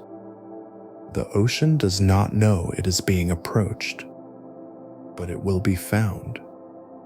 In 6 years, the first radar pulses will pass through this ice. The first magnetic measurements, precise enough to map the ocean's salt distribution, will be recorded. The first mass spectra of Europa's exosphere, and possibly its plumes, will be transmitted back to Earth across the 780 million kilometers of space between Jupiter and the Sun. And what those measurements reveal will be the beginning of an answer that has been forming in sealed water beneath frozen ice since before the first multicellular organism appeared on Earth. You are here at the beginning of that answer. You are resting on the surface of the moon that will change everything, or confirm that some things remain unknown, or reveal a complexity that reshapes the question entirely. All three of those outcomes are extraordinary. All three of them are worth the 5.5-year journey of a spacecraft the size of a basketball court, carrying 9 instruments, traveling 2.5 billion kilometers through interplanetary space. All three of them are worth lying quietly and letting the scale of the universe hold you for one night. The ice is beneath you. The ocean is beneath the ice. Jupiter is above. The stars are above Jupiter. And you are exactly where you are, small, warm, briefly conscious, in an ancient and enormous place. And that is enough. That is more than enough. The orbital mechanics continue their patient arithmetic. The surface has been dark for some time now. Not completely dark. Jupiter's reflected light is still present, still casting that low amber quality across the ice. But the sun has moved below the horizon in the geometry of Europa's 3.5-day orbital cycle, and without it, the landscape has settled into a softer register. The ridges are less distinct. The horizon, only 3 kilometers away, dissolves into a gradient of ice and sky that is difficult to locate precisely. You are still here. This is worth noting. After everything you have moved through tonight, the orbital approach, the descent through chaos terrain, the silence of the surface, the passage downward through the ice-ocean boundary, the deep water column, the vent on the seafloor, the long rise back to the surface, you are still here, still present, still attending to this place. The ice beneath you has been conducting the tidal flexion cycle without interruption throughout. The stress in the shell has built and partially released in the slow rhythm of Europa's orbit. If you could stand here for a full 3.5 Earth days and watch, you would see the surface of the plane deform, rise by a few meters, fall back as the tidal bulge passes through. You cannot detect this motion on the timescale of a night, but it is happening. Everything here is happening on timescales you cannot directly perceive. That is one of the defining qualities of this place, and one of the reasons it is suited to the hours just before sleep. The human nervous system, at rest, begins to release its grip on the immediate. The planning horizon contracts. The urgency of the coming day recedes. What remains is the present moment, this surface, this cold, this amber light, this ocean below. The ice is approximately 30 kilometers thick in this region by the thick shell model, 30 kilometers of frozen water compressed under its own weight, worked by tidal forces, slowly circulating on geological timescales from surface to base and back. The ice is not static, it moves, not quickly. The rate of vertical circulation through the ice shell is thought to operate on timescales of tens to hundreds of millions of years, but it moves. The material on the surface today will in some distant future be incorporated into the lower ice, approach the ocean boundary, and eventually be exchanged with the water below. The surface renews itself. This is why Europa has so few impact craters relative to other icy moons. The moon of Earth is heavily cratered. Its surface preserves billions of years of bombardment history because nothing renews it. Europa's surface shows only a handful of large craters, and many of those appear partly relaxed or disrupted, their original forms softened by the activity of the ice beneath them. The average surface age is estimated at 40 to 90 million years, young by planetary standards. The oldest terrains may approach 200 million years. Nothing older has survived on the surface. Below you, the ocean is older than anything visible on the surface above it. The ocean may have been liquid since Europa completed its formation. The ice has been renewing itself, refreshing its surface every 100 million years or so. The ocean has been waiting, below, through every surface renewal, unchanged in its fundamental nature. The ocean is the most continuous feature of this world. You listen to the silence.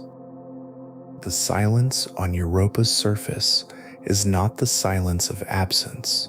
It is the silence of a world that communicates through processes too slow for direct perception, through the fracture of ice over centuries, through the migration of brine pockets, through the shell over millennia, through the slow circulation of the ocean over decades. The information this world contains is encoded in timescales that human cognition cannot directly read, but the information is there. A geologist reading the lineae could tell you the sequence in which they formed, which fractures are older, which are younger, how the tidal stress field has evolved over the moon's history. A spectroscopist analyzing the surface composition could identify what compounds have been brought up from below and how they have been altered by radiation since they arrived. A magnetician measuring the induced field could map the depth and salinity of the ocean below. Every feature of this surface is a sentence in a document written over geological time. Europa Clipper will read that document. Its 9 instruments will spend approximately 4 years making close flybys of Europa, 49 in the current mission plan, building a global map of the surface, the ice interior, the ocean, and the thin exosphere above the surface.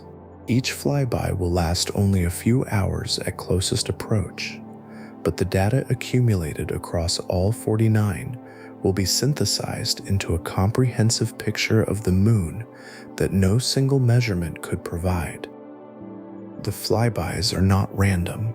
They are designed to progressively cover the surface at increasing resolution, with each pass targeting specific scientifically prioritized regions. The chaos terrain of Connemara, the lenticulae fields, the plume candidate sites identified in Hubble observations. Each will be observed multiple times, from multiple angles, with multiple instruments operating simultaneously. The coordination of those instruments is one of the most complex aspects of the mission's design. The data returned will be enormous. The raw data volume from Europa Clipper is expected to exceed 50 terabytes over the course of the primary mission. Processing and analyzing that data will occupy hundreds of scientists for years after the flybys are complete. The mission's scientific return will not be immediate. It will accumulate gradually as each dataset is processed, calibrated, and analyzed, as models are refined, as competing interpretations are tested against the measurements, as the community of planetary scientists builds a consensus understanding from the evidence. Science moves slowly, on purpose. The purpose is to be right. You settle further into the surface. The 1.3 meters per second squared of Europa's gravity is holding you with a gentleness that Earth's gravity does not typically provide. At this gravitational acceleration, about 13% of Earth's, the feeling, if there were feeling, would be one of extraordinary lightness. A human being standing on Europa would weigh about 13% of their Earth weight. The sensation of that lightness, combined with the silence and the cold and the enormity of Jupiter above, would be unlike anything in the catalog of human physical experience.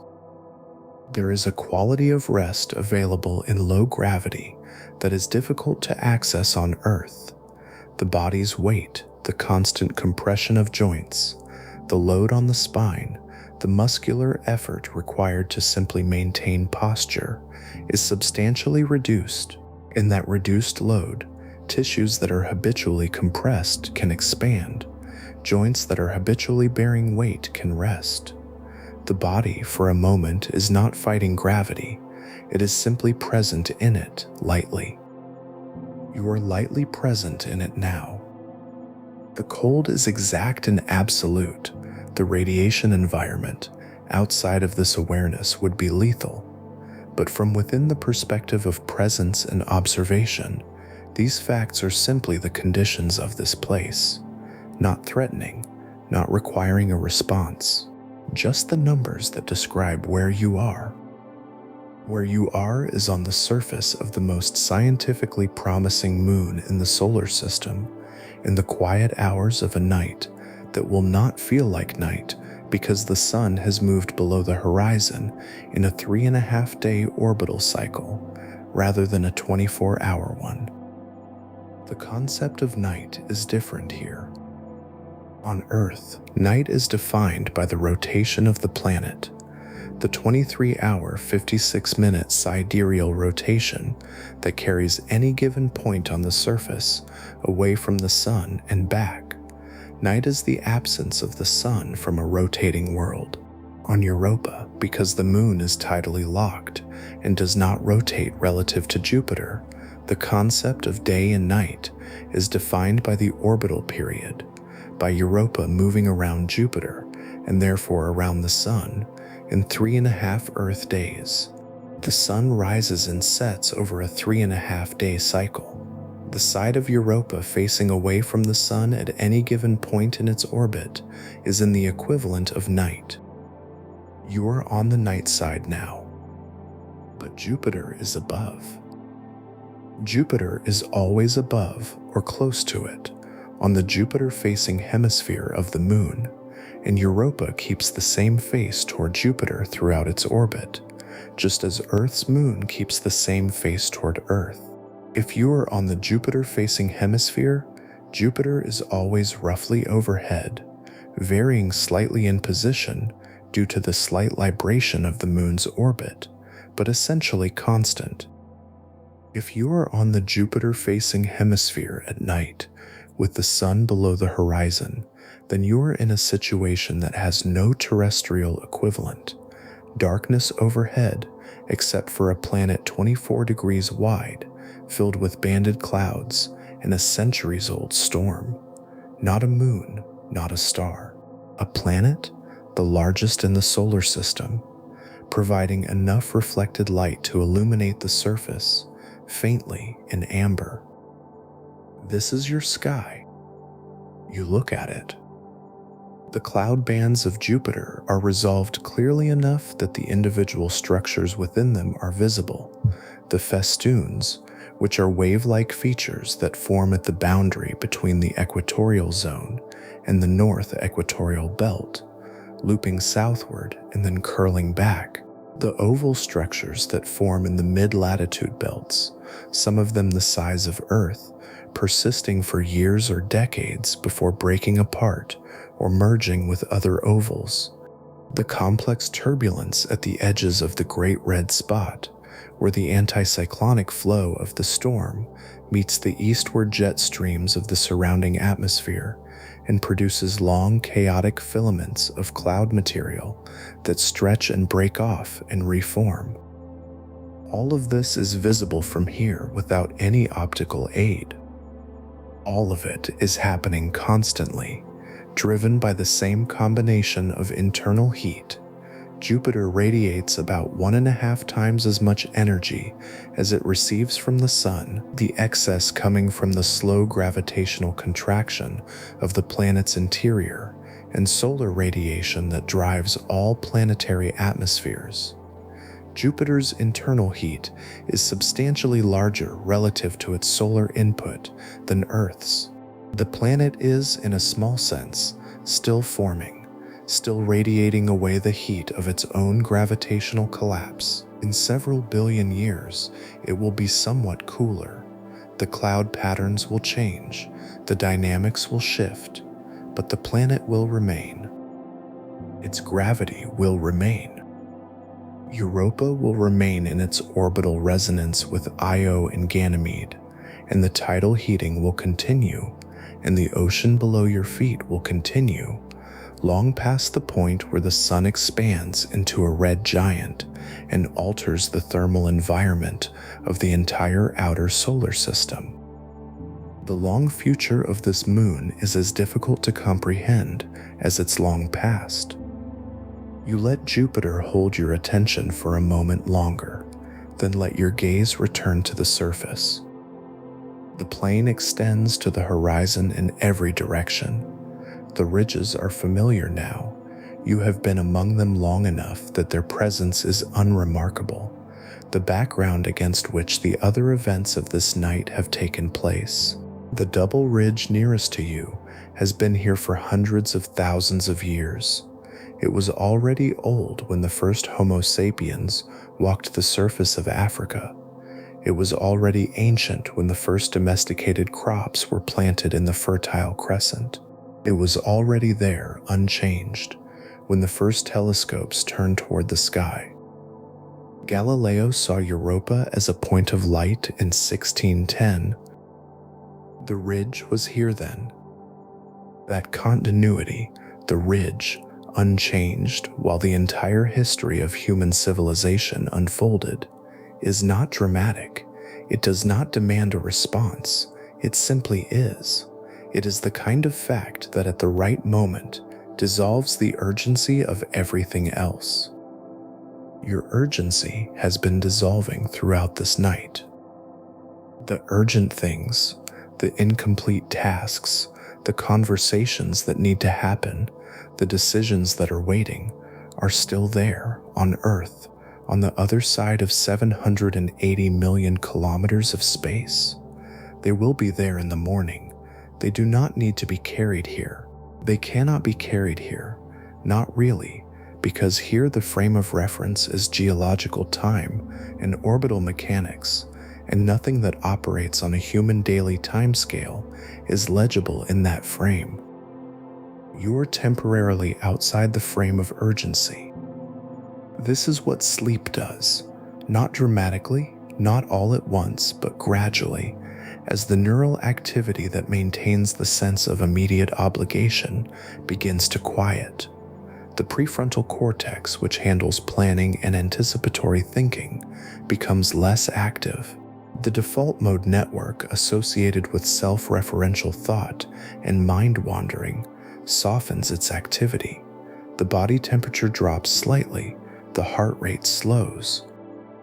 These processes are happening now, somewhere that is not Europa, in a body that is lying still, in a room that is dark, in a building on a planet that is rotating at 465 meters per second at the equator, orbiting the sun at 29.5 kilometers per second, while the solar system itself moves through the Milky Way at approximately 230 kilometers per second relative to the galactic center.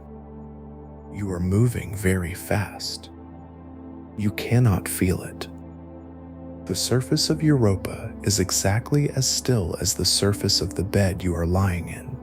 The stillness is real. The motion is also real. Both are true simultaneously, and neither one requires your attention right now. The ice holds you at the same gentle fraction of Earth's gravity it has always provided. The ocean holds its position below, sealed, pressurized, mineral-rich, circulating on its own schedule. Jupiter holds its position above, massive, banded, radiating its own internal heat, turning in its 10-hour rotation, cloud bands shifting at different rates. Everything is in its place.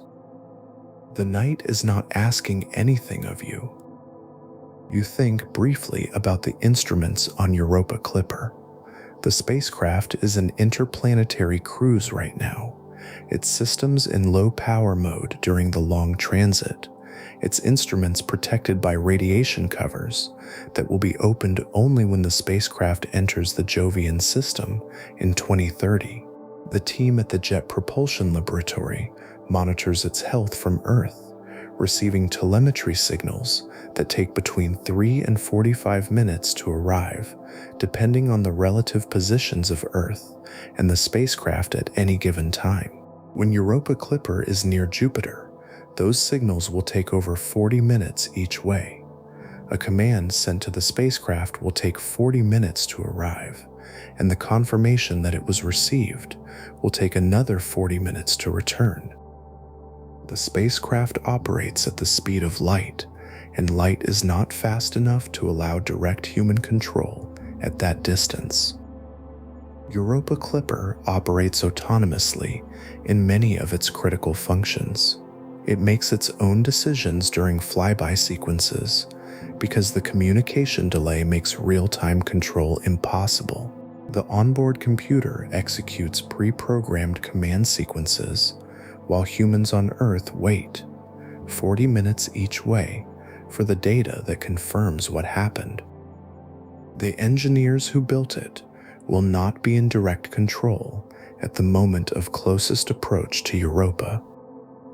They will be waiting. As are you, in a sense, waiting for the data, waiting for the answer, waiting on a timescale that spans years rather than hours. The waiting is not passive, it is patient. It is the kind of waiting that happens when you understand the process and trust that it will yield what it is designed to yield in the time it requires.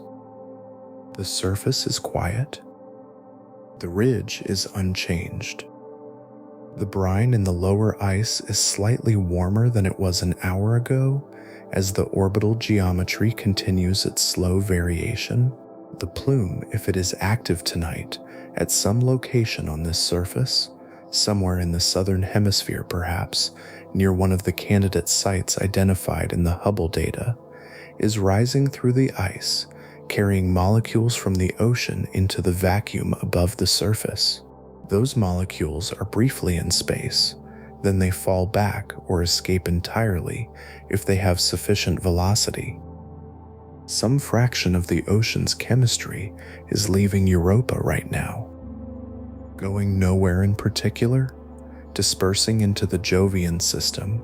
Perhaps some of it is swept up by Jupiter's magnetic field and eventually deposited on another moon. Perhaps some of it escapes the Jovian system entirely and drifts into interplanetary space. The molecules do not know they were once part of an ocean. They are simply responding to the forces acting on them. That dispersal has been ongoing for as long as the plumes have been active, which may be most of Europa's history. The molecular inventory of the Jovian system contains, in trace amounts, material from Europa's ocean. It has been accumulating there for geological time. In that sense, the ocean has already left the moon. Parts of it are already distributed across the solar system. Parts of it may already have landed on other worlds. The thought is very large. You do not need to hold it fully. You can let it be large and simply acknowledge its size, the way you might acknowledge the size of a mountain without needing to climb it tonight. The ridge is still here. Jupiter is still above. Your breathing is slow and regular. The surface temperature is negative 160 degrees Celsius. At this temperature, the ice is harder than granite. Its mechanical strength exceeds that of most rocks at room temperature on Earth. The ice does not behave like the ice you are familiar with. It does not melt under pressure in the way that ice skate blades melt ice beneath a skater. It does not flow as rapidly as glacier ice on Earth. It is a fundamentally different material in its physical properties. Even though it is made of the same molecules, H2O, 2 hydrogen atoms and 1 oxygen atom, the same arrangement that falls as snow on Earth and floats in your glass of water. The arrangement is the same. The conditions are different, and conditions change everything. This is perhaps the most important scientific lesson of astrobiology, that life, if it can arise at all, arises because conditions allow it, not because any single set of conditions is required. The conditions on Europa are not the conditions on early Earth. They are not the conditions in Earth's deep-sea hydrothermal systems, which are themselves quite different from the conditions in shallow coastal tidal pools, which are different again from the conditions in ice-covered Antarctic lakes, where microbial life has been found. Life on Earth occupies an extraordinary range of conditions. The lesson is not that any particular set of conditions supports life. The lesson is that conditions which provide energy, liquid water, and the relevant chemical building blocks have supported life on Earth every time they have been available. Those 3 things are available in Europa's ocean: energy from tidal heating and from the chemical gradient between surface-derived oxidants and seafloor-derived reductants, liquid water in quantities exceeding Earth's oceans, and the chemical building blocks: carbon, hydrogen, nitrogen, oxygen, phosphorus, sulfur, the CH-NOPS elements that constitute all known living systems, available in quantities constrained by the composition of the solar nebula from which the solar system formed, which delivered these elements to Europa as it did to every other body in the outer solar system. The conditions are available. The question of whether they have been used is still open. You rest in that openness? There is something unusual about being in the presence of a genuine open question, one that is not rhetorical, not philosophical, not a matter of interpretation, but a factual question to which the answer is not yet known and will eventually be found. Most questions of this kind are remote from ordinary human experience. They live in academic literature, in specialized laboratories, in the operating rooms of scientific instruments. They do not typically have a physical location you can stand on. This one does. The answer to whether life exists in Europa's ocean is somewhere below you right now. It is either in the water, present, existing, perhaps metabolizing, perhaps reproducing, perhaps maintaining the chemistry of the ocean in ways that distinguish it from a purely abiotic system. Or it is not. It is not in superposition. It is not both. It is one or the other, determined by 4 billion years of chemistry and physics that operated without any observer until very recently. The answer exists. It simply has not been retrieved yet.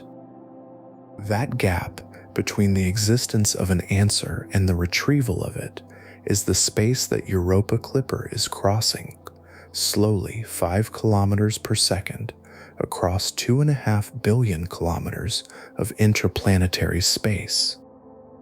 The mission's principal investigator, Robert Pappalardo of JPL, has described Europa as the solar system's best bet for finding life beyond Earth. Not Mars, whose surface is now desiccated and radiation exposed, where any life that exists would likely be deep underground. Not Titan, whose hydrocarbon chemistry is fascinating but operates without liquid water. Europa, because it has the three things that matter, in the concentrations that matter, in a configuration that has been stable for geological time. The scientific community has been making this argument for 30 years. The magnetic field data from Galileo in the 1990s made it urgent. The continued refinement of habitability models in the years since has only strengthened the case. And now, finally, the spacecraft is on its way. You have been patient for this, in the way that science is patient, building the argument step by step, mission by mission, over decades. The surface is patient too. The plane does not hurry. The ridges do not change on any timescale you will be here to observe. The linea record the history of a moon that has been operating its geological processes since before the dinosaurs existed, since before the first fish crawled onto land, since before the first complex organisms appeared in Earth's oceans. The first complex organisms in Earth's oceans appeared approximately 600 million years ago. The linea beneath your feet are older than that. The ocean beneath the linea is older still. The tidal forces driving all of it have been operating since the solar system organized itself 4.5 billion years ago. You are resting on something very old. The oldness is not heavy. It does not press down on you. It does more than sustain. It releases. When the time frame is this large, the individual hour loses its urgency entirely. The coming morning is not a threat. It is simply the next moment in a sequence that will continue whether attended to or not. Your body has been settling throughout this entire time, a tension that accumulates across a day in the muscles of the neck and shoulders, in the small postural muscles of the back, in the subtle tightening around the eyes that comes from reading and looking at screens. That tension has been releasing incrementally since you arrived here. It continues to release. There is no effort required. The amplitude of Europa's tidal deformation, 30 meters at the surface, sounds large, but spread across a moon 3,100 kilometers in diameter, it is an extraordinarily subtle distortion, less than 1 part per 100,000 of the moon's radius, a distortion so small that you could not detect it visually even if you watched the surface for the entire 3.5-day orbital cycle. And yet it is enough. 30 meters of deformation repeated every orbit for geological time, dissipating energy as heat in the rocky interior, keeping the ocean liquid. The subtlety of the cause and the enormity of the effect are not in proportion. This is one of the places where the universe surprises, where a small perturbation, applied consistently over sufficient time, produces an outcome entirely disproportionate to its magnitude. The ocean is that outcome. The ocean is 4 billion years of a 30-meter tidal flexion accumulated. You think about accumulation. Every night is an accumulation. Every rest is a restoration of the resource depleted by the activity that preceded it. Sleep is not passive. The brain during sleep is active in specific ways, consolidating memories, clearing metabolic waste through the lymphatic system, cycling through stages of deep slow-wave sleep and REM sleep that each serve distinct functions. The body repairs tissue. The immune system recalibrates. The hormonal environment of the waking hours is reset. Sleep is the accumulation of resource for the day that follows. You are accumulating now. Not urgently, not deliberately, simply by being still, by allowing the processes that require stillness to proceed, by being in a place, this surface, this cold, this silence, this amber light, that does not demand anything of you. The ice holds you. The ocean holds its position. Jupiter holds the sky. And somewhere between those scales, between the 30 kilometers of ice and the 150 kilometers of ocean and the 670,000 kilometers to Jupiter and the 780 million kilometers to the Sun, you are held. Not lost, held. The difference matters. To be lost in scale is to feel erased by it, diminished, made irrelevant by the vastness of what surrounds you. To be held in scale is to feel supported by it, to recognize that the same physics that governs the tidal flexion of a moon also governs the resting of a body, that the same laws that have sustained an ocean for geological time will sustain you through this night and into the morning, that you are not separate from the universe's operating principles, but are an expression of them, briefly and improbably conscious. You are an expression of the same physics that keeps Europa's ocean liquid. Gravity, chemistry, energy, time. These are not abstractions. They are the fabric of the night you are resting in. Let them hold you. The ridge is still beside you.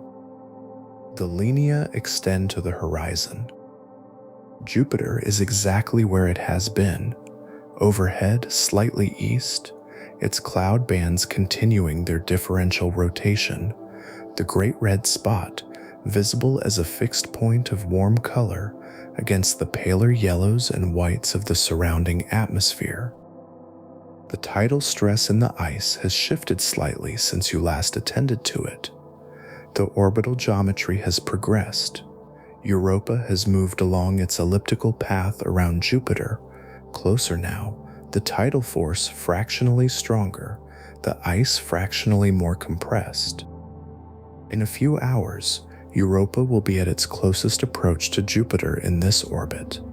The tidal distortion will be at its maximum, then it will recede as Europa moves away along the ellipse, the force weakening, the ice relaxing slightly, the cycle preparing itself for the next orbit. This cycle will complete itself, whether you witness it or not. It has been completing itself for longer than there have been witnesses. Your breathing is very slow now. The quality of your attention has changed, less focused, more diffuse. The specific details of the surface, the ridge geometry, the linea directions, the compositional variations in the ice are less distinct than they were earlier in the night. What remains is the overall presence, cold, large, still, ancient, the amber wash of Jupiter's reflected light across a plane that has no footprints, no structures, no history of being visited. No one has been here before. If Europa Clipper arrives in 2030 and completes its mission, and if a subsequent lander mission is approved and funded and built and launched, a process that would take at least another decade beyond that, and if that lander successfully sets down on Europa's surface, the first instrument to physically contact this ice will do so no earlier than the 2040s. For now, and for decades to come, the surface is unvisited. The silence is genuine. The isolation is complete. And in that isolation, the ocean below continues to do what it has always done: circulate, exchange chemistry with the seafloor, interact with the base of the ice above, hold the question of its own biology in the cold and pressure and dark of its water column. The question has been present in that water since long before there was anyone to ask it. A few more years of waiting is nothing to a question that old. and a few more hours of rest is nothing to a night this long. Your body is heavy now in the way that a body becomes heavy when it is truly at rest, not the heaviness of fatigue which is effortful, but the heaviness of genuine release, in which the weight of the body is no longer something being managed, but something simply present, held by whatever surface is beneath it. The surface of Europa holds you with the same quiet gravity. The ridge is still there. The ocean is still below. Jupiter is still above. And the night continues, quietly, in the only way a night on a tidally locked moon can continue, not by the rotation of the world beneath you, but by the slow orbital progress of the entire moon around the largest planet in the solar system, carrying you with it, through the dark, through the silence, through the ancient and ongoing conversation between ice and gravity that has been the defining process of this world since before your son was born. You are part of that conversation now.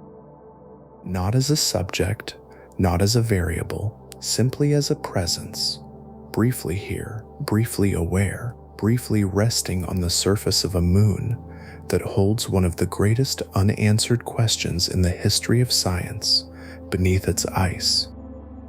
That is enough. More than enough. The orbital geometry continues its slow progression.